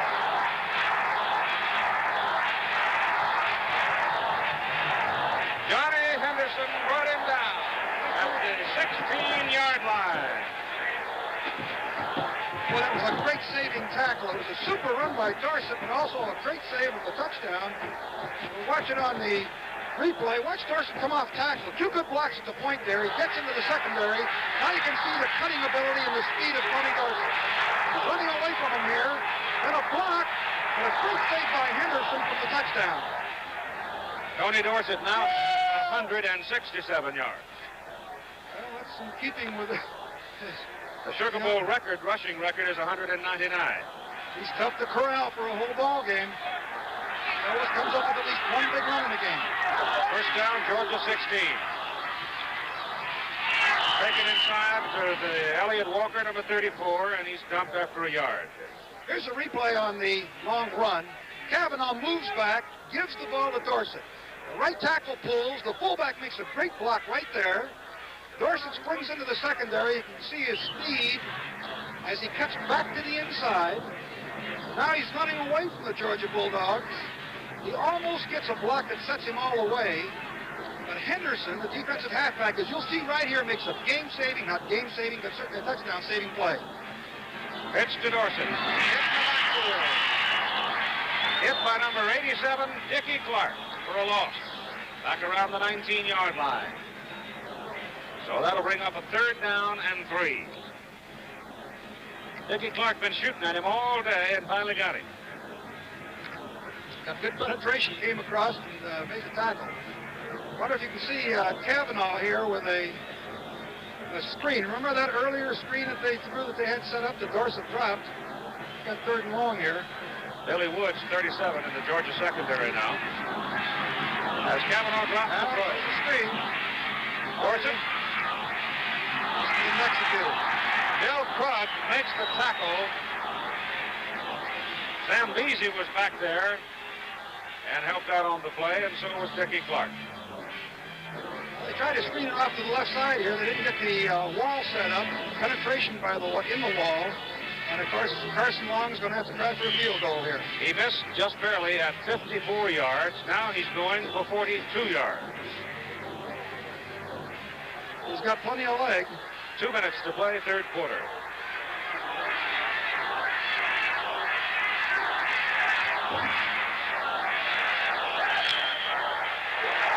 Good. Just got it in. And Pittsburgh builds its lead back to 21 points. With a minute and 50 seconds to go in the third quarter. The score now is 24-3 Panthers. Here's Jim. Keith, when Pittsburgh goes back on defense, the Panthers will be without one of the key operatives in that great front line. Don Parrish, defensive tackle, has apparently badly sprained ankle. Will be out at least for the next couple of series and probably will not play again today. He's on the bench with the ice on it. And that breaks up the Parrish-Holloway-Romano front wall that's posed such difficulty for Georgia. Don Parrish sits out. Well, I'm glad to hear it's nothing serious, not a knee. As we look down from the Goodyear blimp, floating up over the city of New Orleans. Very cool day out there, but the old river is passing. Well, Chuck LeBeau, the pilot, Billy Sullivan, the cameraman, Al Epstein up there handling the video, and now we come back down toward the Superdome, the Louisiana Superdome. And inside we come for Jeff Tyburn, dropping deep as Carson Long prepares to kick off for Pittsburgh. 24-3, Panthers lead.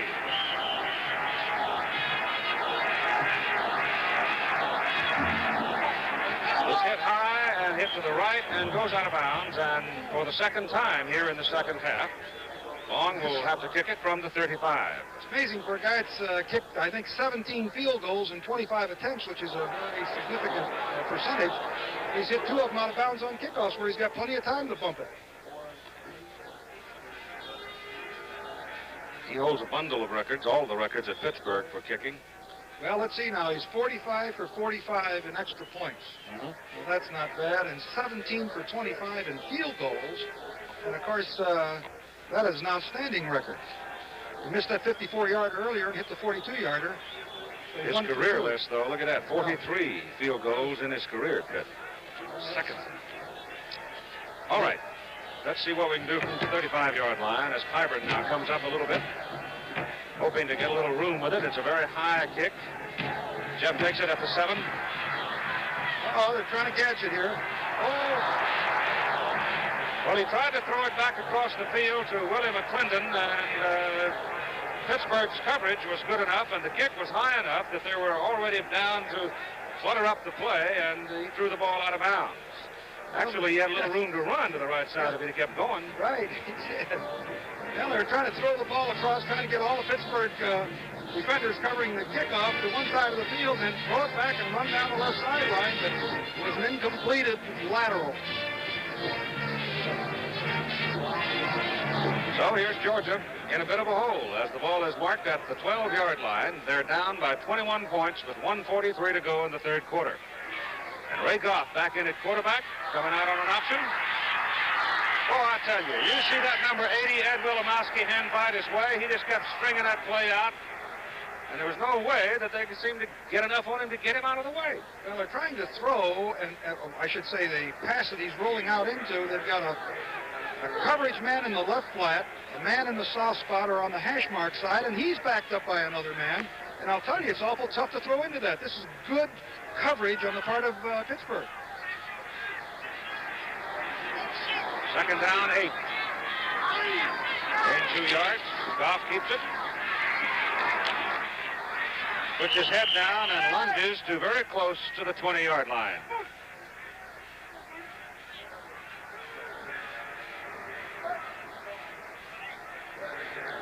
Inside the Louisiana Superdome is everything in the world inside of this thing that would add to the comfort of people coming here to watch a sports event, including luxury boxes where you can relax and enjoy yourself. And they're tucked back under the seating area, so you can't visually see them from where we're located.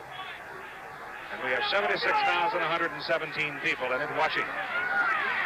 Third down, and they need 4. Goff's got it as he gets out to the 27-yard line. Awful tough to run into that coverage that Pittsburgh is giving them. They got too many folks out there. Clock stops as they move the chains with 18 seconds remaining to play in the third quarter.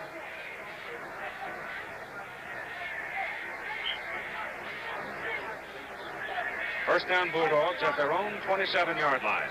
Now the clock starts going as they set the change down.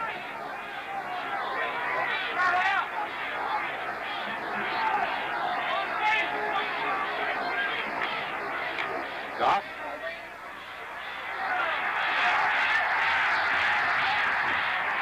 Knocked out of bounds as he gets it up to the 46-yard line. First down, third quarter is over. We'll be back after a word about an upcoming show on ABC and a message from your local station. Green Eyes, a story of love and faith. Mama, I am going. Where are you going? To Vietnam. I'd like to find my child. Have you ever seen it? No. Paul Winfield, searching for his son. One child out of 1 million orphans. Green Eyes. Monday at 9, 8 Central and Mountain on ABC.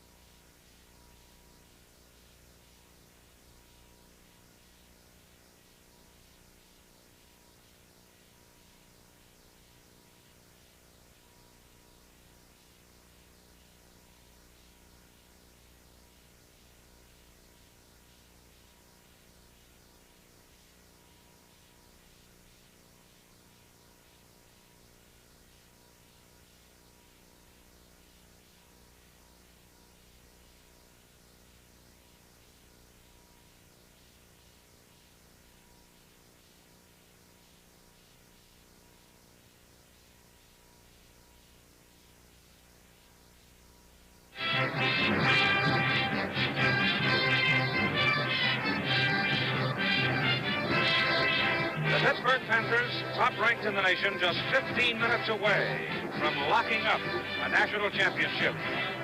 You go back to the days of Jock Sutherland, I guess 1937. Pittsburgh was 9-0-1 the last time the Panthers claimed a national championship. This would be the first time ever that a Pittsburgh team has gone through a season fully unblemished over a 12-game schedule. If they can control the Georgia Bulldogs the way they have through three quarters, then they will have it in hand. Here's Ray Goff on first down, pitching the ball out to Kevin McLeod, and he turns it across midfield to the Pittsburgh 48-yard line. You know, Keith, the thing that makes it all the more dramatic is the fact that Pittsburgh had not had a winning season in a decade, and Johnny Majors turned them around and, of course, improved the record each year, and here he is with 14 minutes and 39 seconds from a national championship team.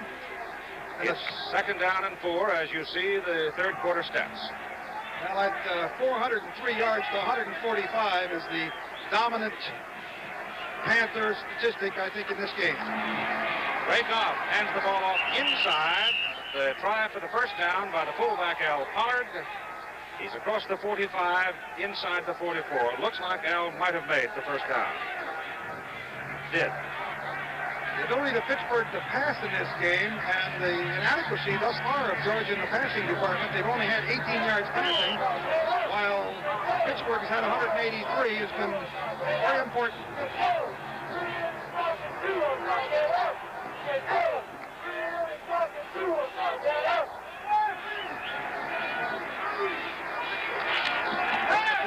Goff to throw, whips into the sidelines, hits McLeod.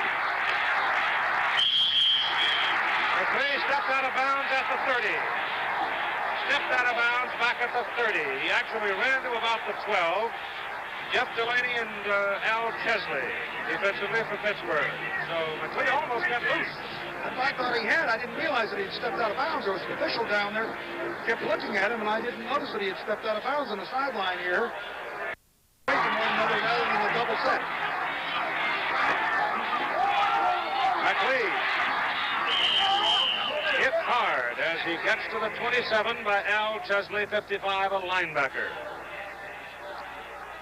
Tried a little draw play, picked up about 3 or 4 yards on it. Pittsburgh deployed to protect the pass. McLeod, 13 carries and 47 yards now. It'll be second down, 6.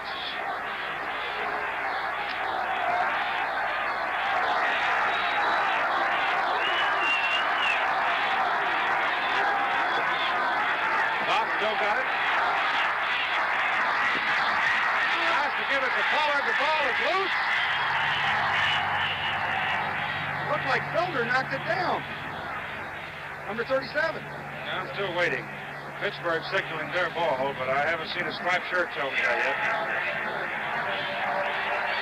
Looked like Felder reached in with his right arm and batted the ball down as Goff was trying to deal it. And I think Felder came up with the ball, didn't he? All right.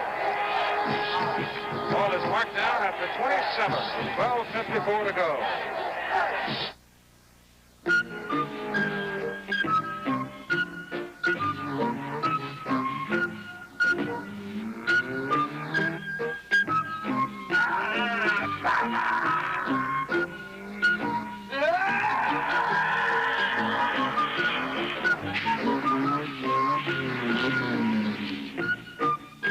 Colt 45 malt liquor. Sorry I'm late. I took the shortcut. A completely unique experience. You know the money you put in your checking and savings accounts? Well, that money is working. For example, here on Neil McIsaac's Dairy Farm, helping Neil finance feed for his stock and new farm machinery. Last year, banks helped over half of America's farmers with loans. So your money is working, yet it's here when you need it in a safe, convenient place.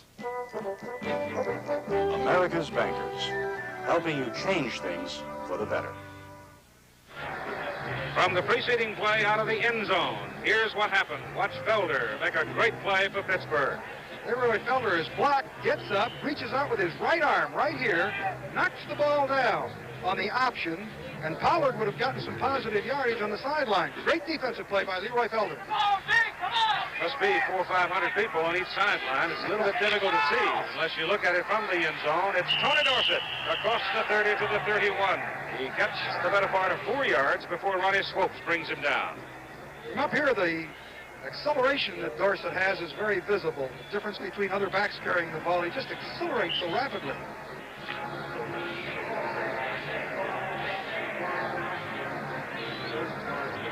Twelve and a half minutes to go in the ball game.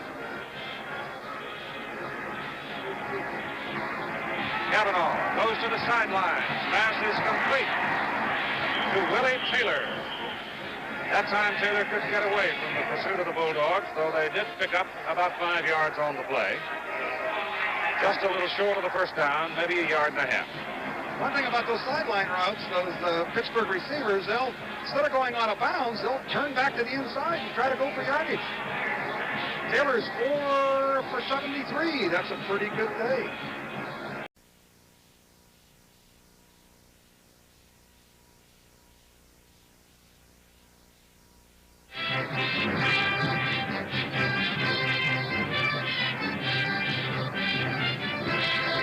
The Pittsburgh Panthers, top-ranked in the nation, just 15 minutes away from locking up a national championship. You go back to the days of Jock Sutherland, I guess 1937. Pittsburgh was 9-0-1 the last time the Panthers claimed the national championship.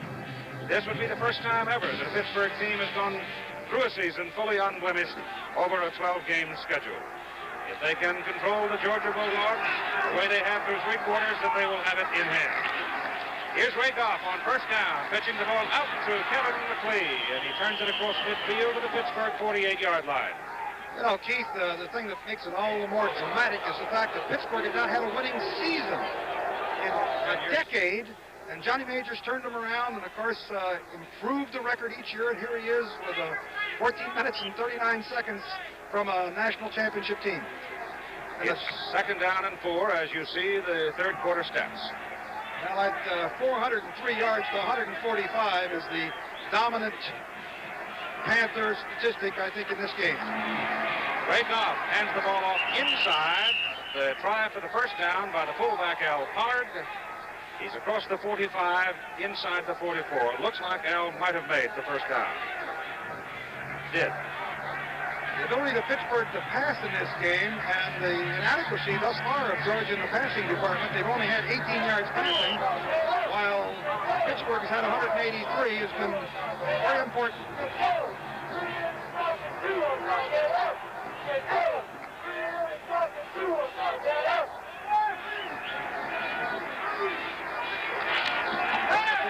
Goff to throw, whipped it to the sidelines, hits McLeod.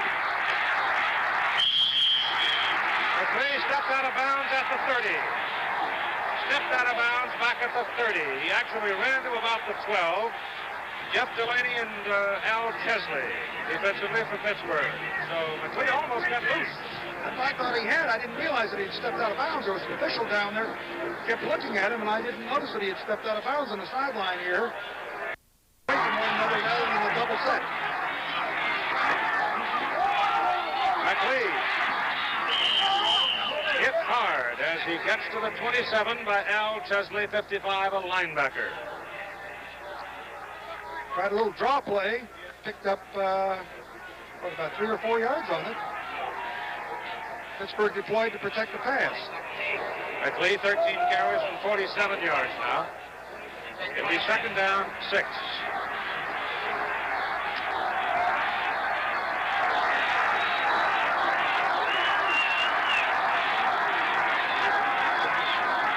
Goff still got it. Has to give it to Pollard. The ball is loose.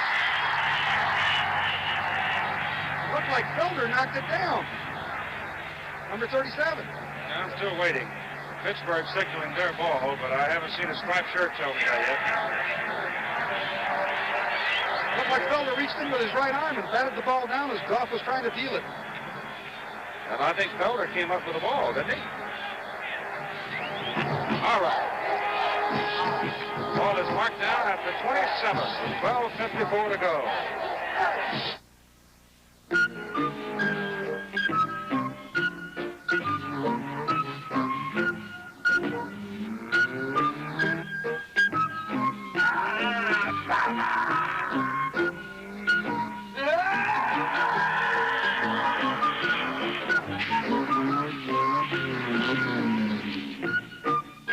Colt 45 malt liquor. Sorry I'm late. I took the shortcut. A completely unique experience. You know the money you put in your checking and savings accounts? Well, that money is working. For example, here on Neil McIsaac's dairy farm, helping Neil finance feed for his stock. and new farm machinery. Last year, banks helped over half of America's farmers with loans. So your money is working, yet it's here when you need it in a safe, convenient place. America's bankers, helping you change things for the better. From the preceding play out of the end zone, here's what happened. Watch Felder make a great play for Pittsburgh. Leroy Felder is blocked, gets up, reaches out with his right arm right here, knocks the ball down on the option, and Pollard would have gotten some positive yardage on the sideline. Great defensive play by Leroy Felder. Must be 400 or 500 people on each sideline. It's a little bit difficult to see unless you look at it from the end zone. It's Tony Dorsett across the 30 to the 31. He gets the better part of 4 yards before Ronnie Swopes brings him down. From up here, the acceleration that Dorsett has is very visible. The difference between other backs carrying the ball, he just accelerates so rapidly.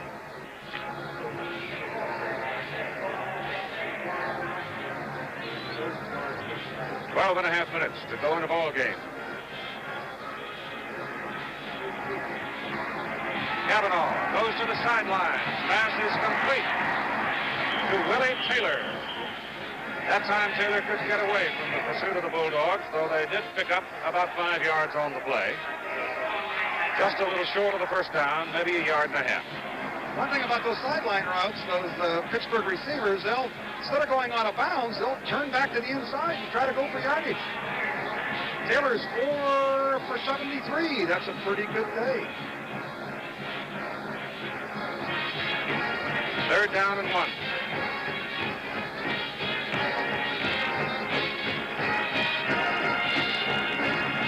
Cavanaugh gets the 1 and some more. To the 44-yard line before Billy Woods makes the tackle. So the Pittsburgh Panthers are controlling the football game with 11 and a half minutes to play. Here's Jim. Ever since his fight earlier this fall with Ken Norton, a lot of people have been wondering precisely what is going to happen in the future of Muhammad Ali, what his health is like, what his fighting future is, whom he would choose to fight in his next bout. Tomorrow afternoon on Wide World of Sports, Howard Cosell, live with Muhammad Ali, will discuss all of those things. The show also has the Vienna Ice Review and International Race of Champions. Tomorrow at 5 on Wide World. Keith? Dorsett's got the ball.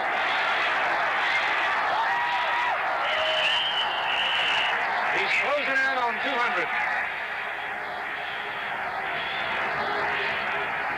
Billy Woods and Bill Crook make the tackle for Georgia. Well, I'd hate to chase him all afternoon, I'll tell you. This Cavanaugh, just on the eye backfield, slashing off tackle. Dorsett gets pretty good blocking. Leans to the outside. You can see the speed that he has as he runs away from tacklers. His ability to run through tacklers. First down, Pittsburgh. Got the Georgia 34. Hutton is in with Walker. Dorsett is out right now.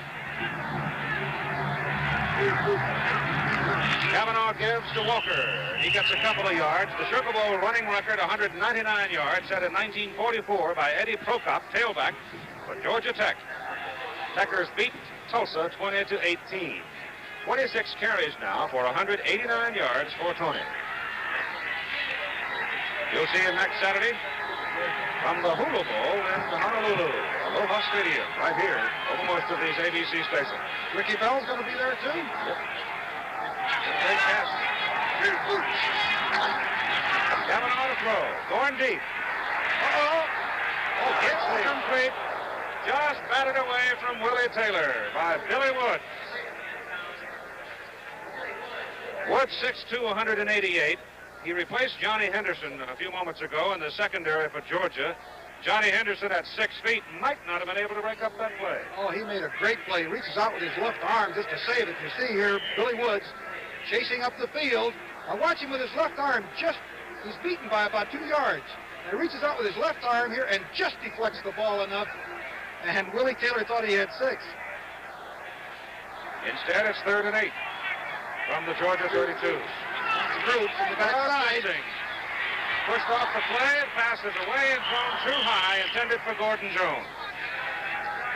Bill Crook was blitzing from the backside, and he's all over the field. And that brings Carson Long into the ball game. 10 minutes and 26 seconds to play at the Sugar Bowl, and Pittsburgh leading Georgia 24-3, trying to lock up a National Collegiate Championship. It'll be a 49-yard field goal. He's hit a 42-yarder. He's missed a 54-yarder, just barely. This one from 49. Missed it. Just off to the right. And so with 10 minutes and 21 seconds to play in the ball game, Georgia gets another chance, trailing 24-3. You are watching two automatic typewriters in action. One's the best known. The other can automatically type in both directions at the rate of up to 350 words per minute. The automatic typewriter that's twice as fast is made by Xerox. That's right, Xerox.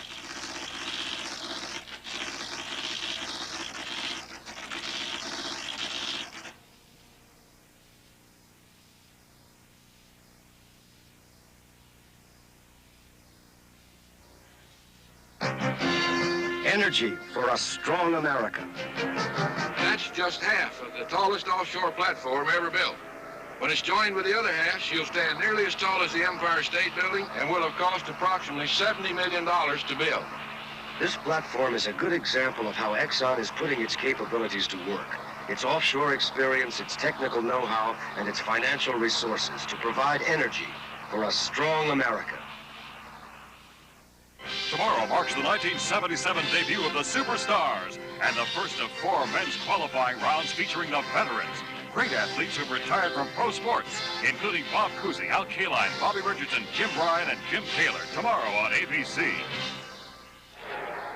Tony Dorsett with 189 yards in this ball game. Georgia has, as a team, 139 yards total. Right after the Superstars tomorrow, don't forget American Sportsman. Shark feeding in Australia and Candice Bergen learning to drive a high-powered race car. Following Superstars at 3:30 Eastern Time. All right, here's Georgia at the 20-yard line.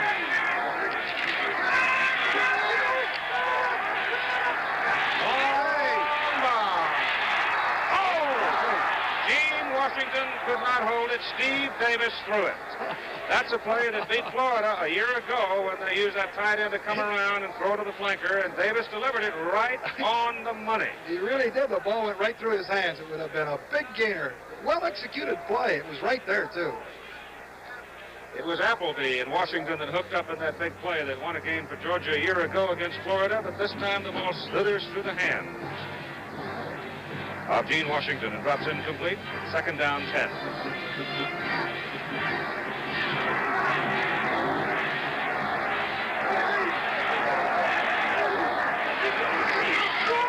Goff hands it to Kevin McLee. Kevin McLee, a young man from Pennsylvania who has become the second Georgia Bulldog in history to run for 1,000 yards in a season.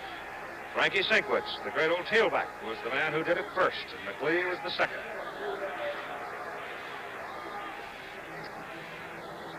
They've been able to complete that long pass. They've been down there in great field position, and there's still 9:45 left in this football game. But they are in trouble. Yep.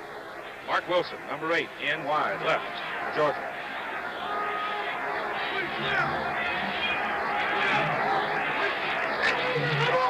Got the ball. Penalty flags down. Pittsburgh, I think, covered the football. Let's see about the flags. Looked like Al Romano was on the bottom of the pile. Exchange fumble. I don't know what the official called, but it was looks like he's going to give it to Pittsburgh. Pittsburgh's ball. Right. Georgia, illegal procedure. Whether it looked like maybe the center snapped it a little bit late. Goff started to pull away, and might have been a problem on the exchange.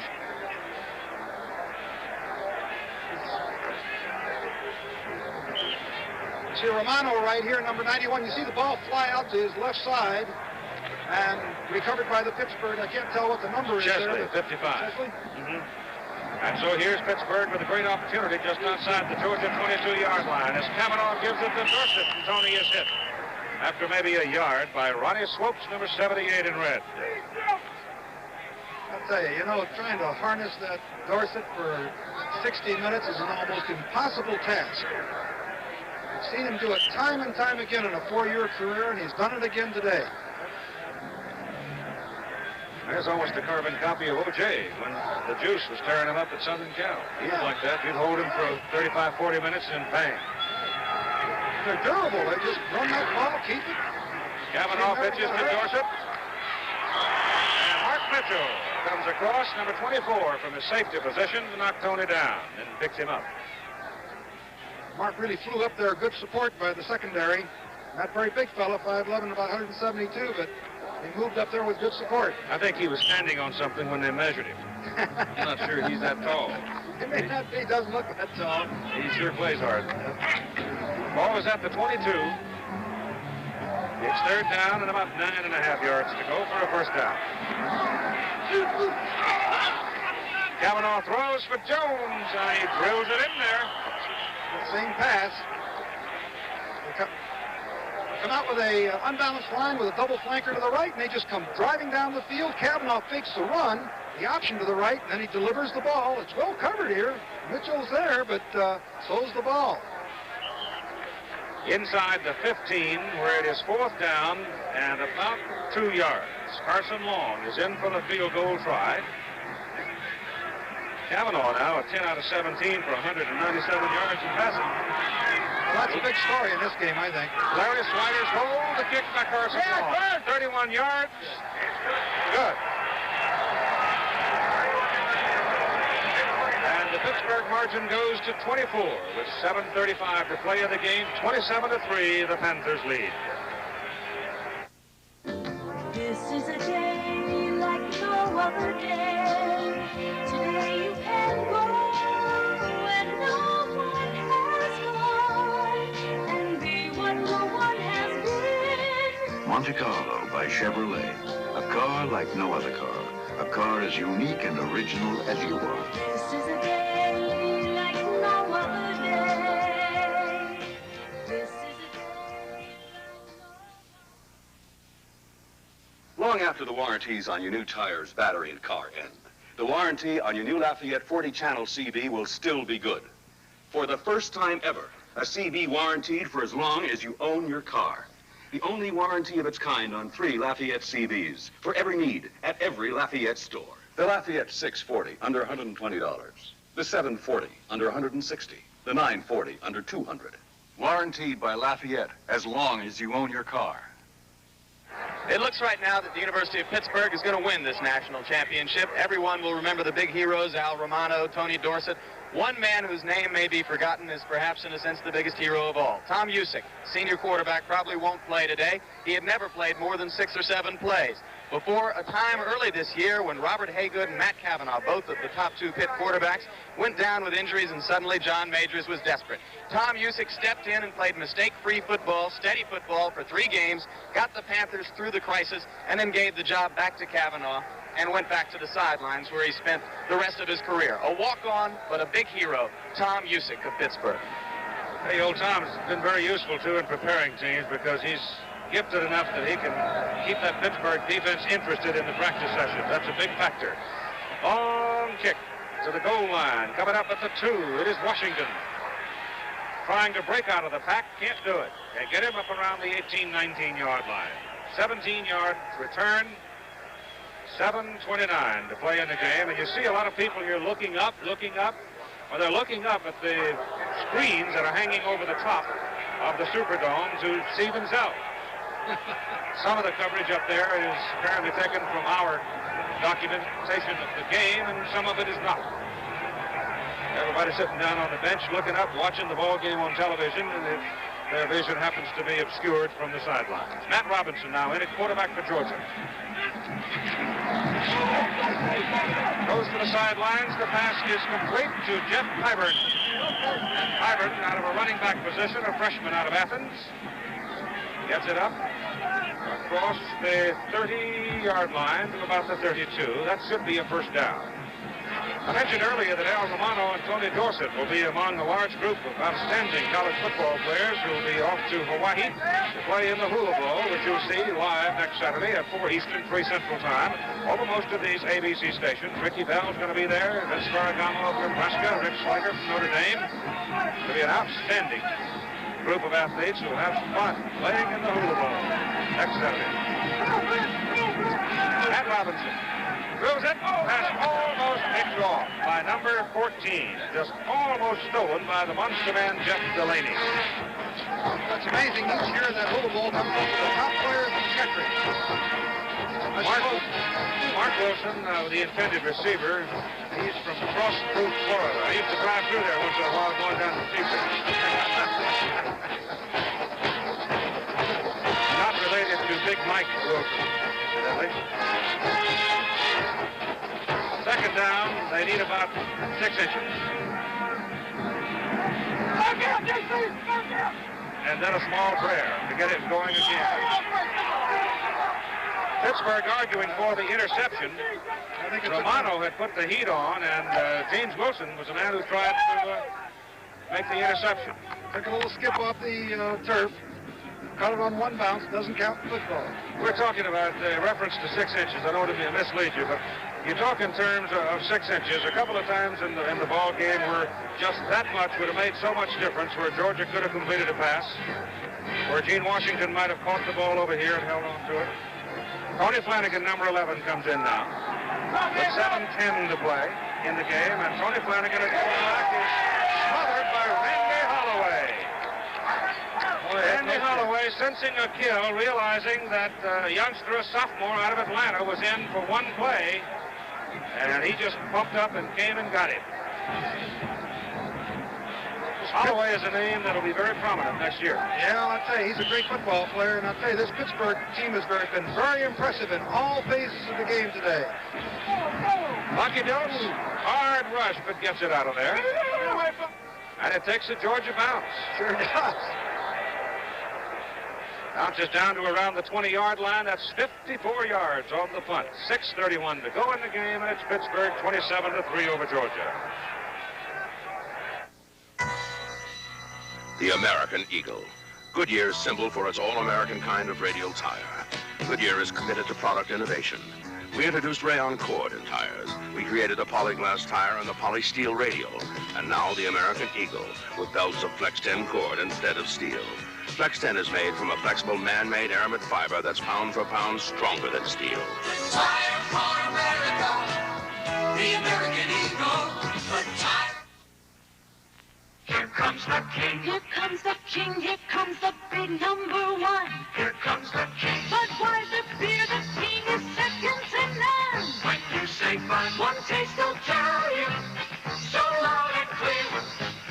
There's only one Budweiser beer. There's only one Budweiser beer. The king is coming. Let's hear the call. When you say Bud, you say it all. When you say Will Muhammad Ali ever fight again? Join Howard Cosell tomorrow for an exclusive live interview with the heavyweight champion on his boxing future, plus the spectacular Vienna Ice Review and race number 1 in the World Series of Auto Racing. Tomorrow on the Sunday edition of ABC's Wide World of Sports.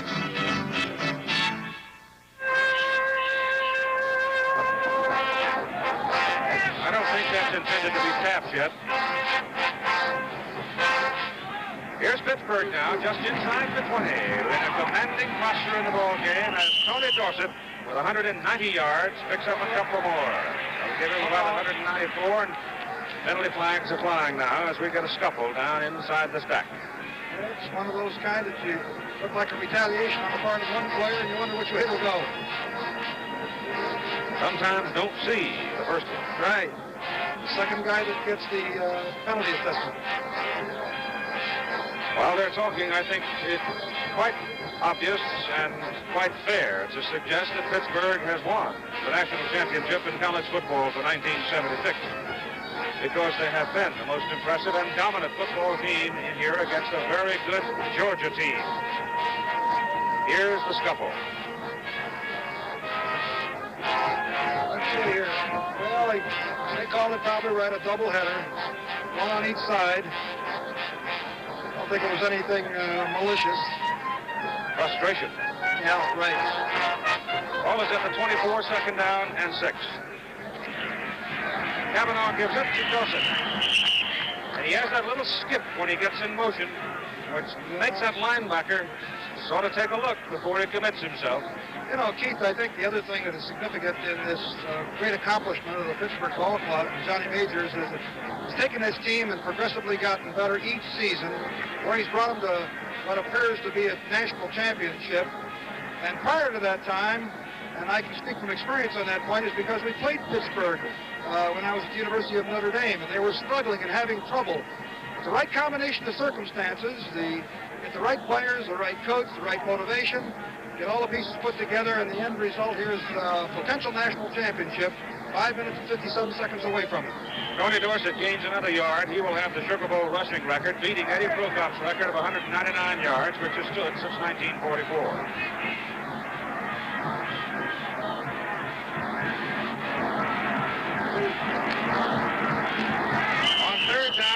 Just inches to go for the first down. The quarterback Cavanaugh going for the first down. It would appear that he made it.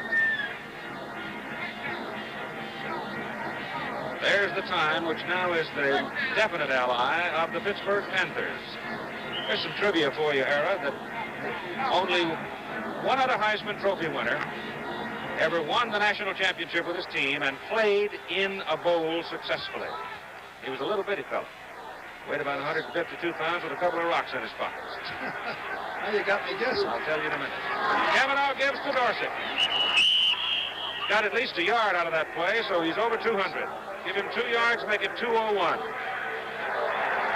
tell you, a few times you'll see him fit the wrong way. He should have put, he could go to the outside. I think he'd have gotten a lot of yardage. The fellow's name is Davy O'Brien from Texas Christian University when they beat Carnegie Tech 15-7 in the 1939 Sugar Bowl. Davy had 17 out of 27 for 225 yards and kicked a 20-yard field goal. But now Tony Dorsett has put his name in the Sugar Bowl record book with 201 yards, and he isn't through. Well, he gets another one the hard way. He really got pinched that time. Number 59, Louis Friedman, really popped him. You know, watching Dorsett through all these years and the remarkable yardage that he's piled up, his durability has been something to admire. Right. The backs carry that ball a lot of times. You got 11 guys shooting at him, going after him every play, every time they have the football. And he's in the line of the OJs and the Ricky Bells, and although he's much smaller than both of them, he's been very durable. It's 3rd down and 7. Going down the sideline, Steve for Taylor. Did he get it? No. Momentarily. But almost, I'll tell you. Bobby Thompson, playing him just as tough as he could possibly play without fouling, still had Taylor almost come down with it. And now there's 4 minutes exactly left to play in this 43rd annual Sugar Bowl football game. The word will get around to Michigan and Southern California as they hitch it up for the Rose Bowl game later today. And Pittsburgh has been impressive. Larry Swider. Long. Big one.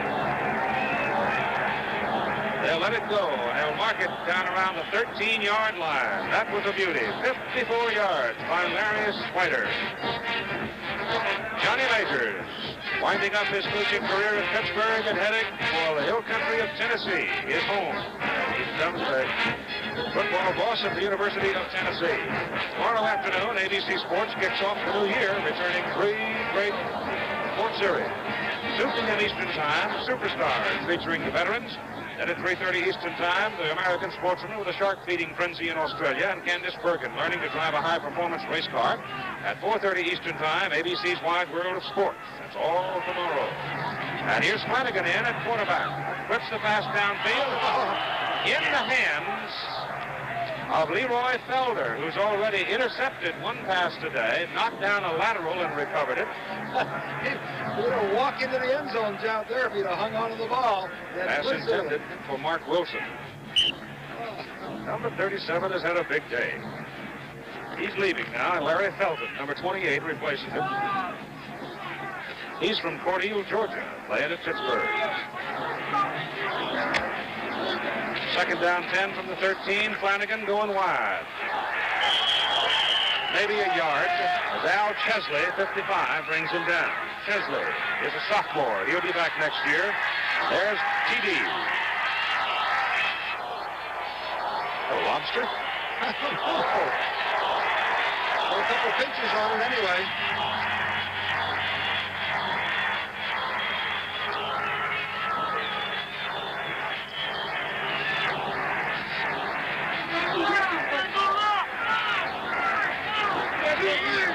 It's 3rd down and 9. Flanagan, having lost part of his shirt, trying to throw it. Throws it incomplete. Pass intended for Mark Hodge, 88. Wide open. They just had a lot of bad luck today on their passing game. They've either been overthrown, underthrown, or they've dropped the ball. Bucky Dilts is now in the punt for Georgia, and Bucky's had a decent sort of a day. He's punted 7 times for a 47.5-yard average. Wow. He's really been putting it up there, too. Jones is deep. Soft spiral. That's Taylor who's going to back up and take it. Oh, look at the ball. Oh, he's got that one big block there. Gets it back to the Georgia 49. 45-yard punt and 11-yard return. Here's Jim. I'm on the bench with Tony Dorsett, who's had another in the long, long string of sensational games. Tony, congratulations. Thank you, Jim. I tell you, it couldn't have been a finer time for it to have it to me and my team. You know, we were going for the #1 national championship, and I don't think it could have happened on a better day. You know, people talked all week about you and your teammates carousing, being on Bourbon Street, having the late curfew. I think there must be a maturity on this team that's somewhat special. Oh, definitely. You know, we're senior-orientated, and, you know, Coach Majors, he considers his philosophy is that a bowl is a reward for an outstanding season, so you go down, the main priority is to win the ball game, but you're supposed to have fun also. A lot of you have played together for 4 years. I'm sure it's occurred to you this is the last time you're all together.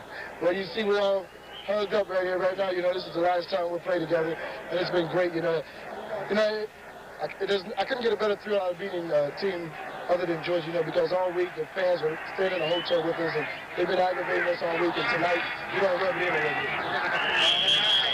Tony, quite a Cinderella story. 4 years ago, this was one of the worst football programs in the country, and now I don't think there's any doubt that you're #1. Well, we like to think that way. You know, we put a lot of hard work, a lot of sweat, a lot of sacrifices into this, and we come from number 100 to #1 right now, and we feel right now we are the deserving #1 team in the country. Did the talk of the Rose Bowl coaches get you up a little more? Well, you know, not really the Rose Bowl coaches, but Woody Hayes said that we backed out of the Orange Bowl, whatnot, to back into a national championship, what was not true. Georgia's the #4 rated team in the country. We figured playing them, we'd be better. America rides Monroe, America rides Monroe.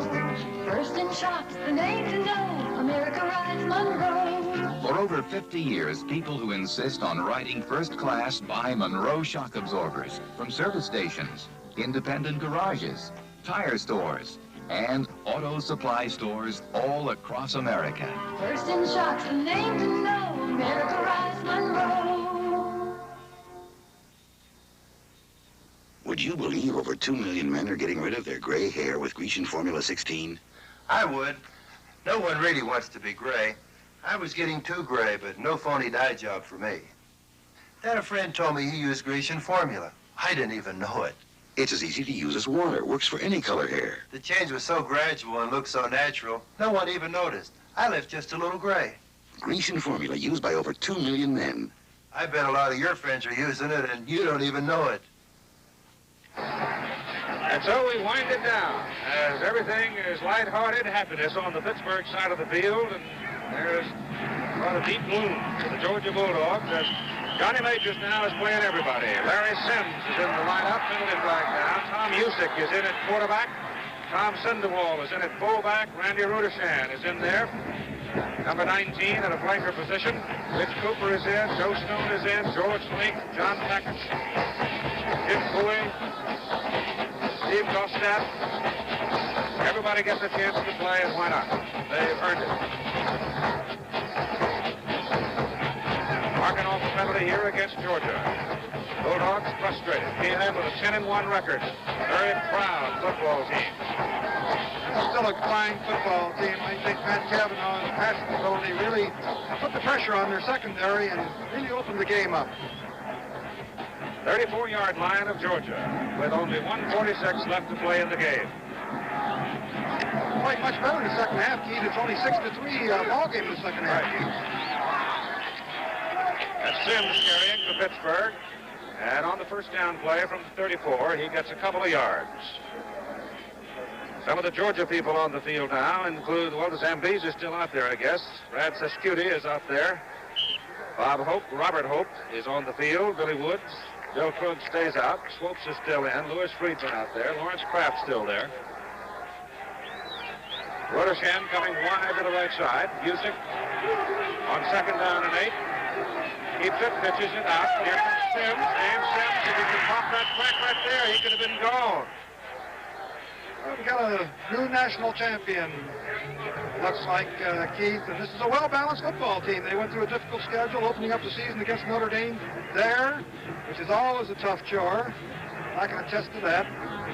And went through a pretty doggone difficult schedule. They're a well-balanced team. I think the thing that surprised Georgia is that this is not just a Tony Dorsett team. This is a football team that has a great kicking game, good passing attack, good solid defense against the rush, and a good pass secondary. 45 seconds to play in the ball game now, and time is called on the field. 46 seconds remaining, and Pittsburgh leading by a score of 27-3, and the national championship in the pocket. If your car won't run, and it's not the ignition, most guys think it's the carburetor. Could be something much simpler, the dirty air filter. This means you could stall or hesitate when you're pulling out onto the highway or overtaking a truck. So put in a new $5 Fram air filter when you're supposed to. Coming to me then is a lot cheaper than me coming out to you. Let's try to put it. The toughest engine guarantee ever offered by Chevrolet is on this car, the Chevrolet Vega. Every Chevy Vega has a Dura-Built engine, guaranteed for 5 years or up to 60,000 miles against repairs due to defects in material or workmanship of the cylinder block and head, manifolds, water pump, and all internal engine parts. Today's Vega. Hurry! Vega $200 cash bonus from Chevrolet ends on January 10th. 46 ticks remaining in the ball game as Pittsburgh owns it just inside the Georgia 20. First down. Well, you know, Vince Dooley is disappointed, but I'll tell you this, 10-2 is a heck of a year, and the Bulldogs played extremely well during the entire 1976 year. As Tom Busick turns it upfield, goes to about the 15, and we're told that the press people have voted Matt Cavanaugh the most valuable player of the ball game. The executive producer of this 43rd annual Sugar Bowl game, Rude Arledge, coverage of today's game produced by Chuck Howard, directed by Andy Sedaris, our technical director, John Allen, Jerry Klein, research and spotter, Jimmy Rich, our statistician. It's Busick trying to get in with 13, now 12, and hit it for 10 seconds to play. He gets the first down, and that stops the clock with 12 seconds. And look at the Pittsburgh sideline. There. 8-yard line. Johnny Majors already up on the shoulders of his team. 4, 3, 2, 1. The game is over.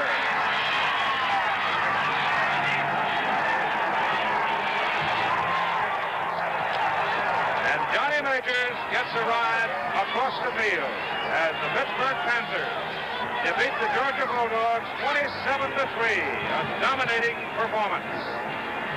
And I, for one, would certainly not quibble with anyone who says they are the National Collegiate Champions, because they won them all. And they won this big one convincingly. Lift provided by the Goodyear Tire and Rubber Company, travel arrangements made through, and promotional fee paid by United Airlines. Fly the friendly skies of United where you are the boss. This has been a presentation of ABC Sports, recognized around the world as the leader in sports television. Pittsburgh, 27, Georgia, 3. Tomorrow, a day for reviewing the past and looking to the future. Harry Reasoner, Barbara Walters, and ABC's key domestic and foreign correspondents discuss 76-77, what was, what...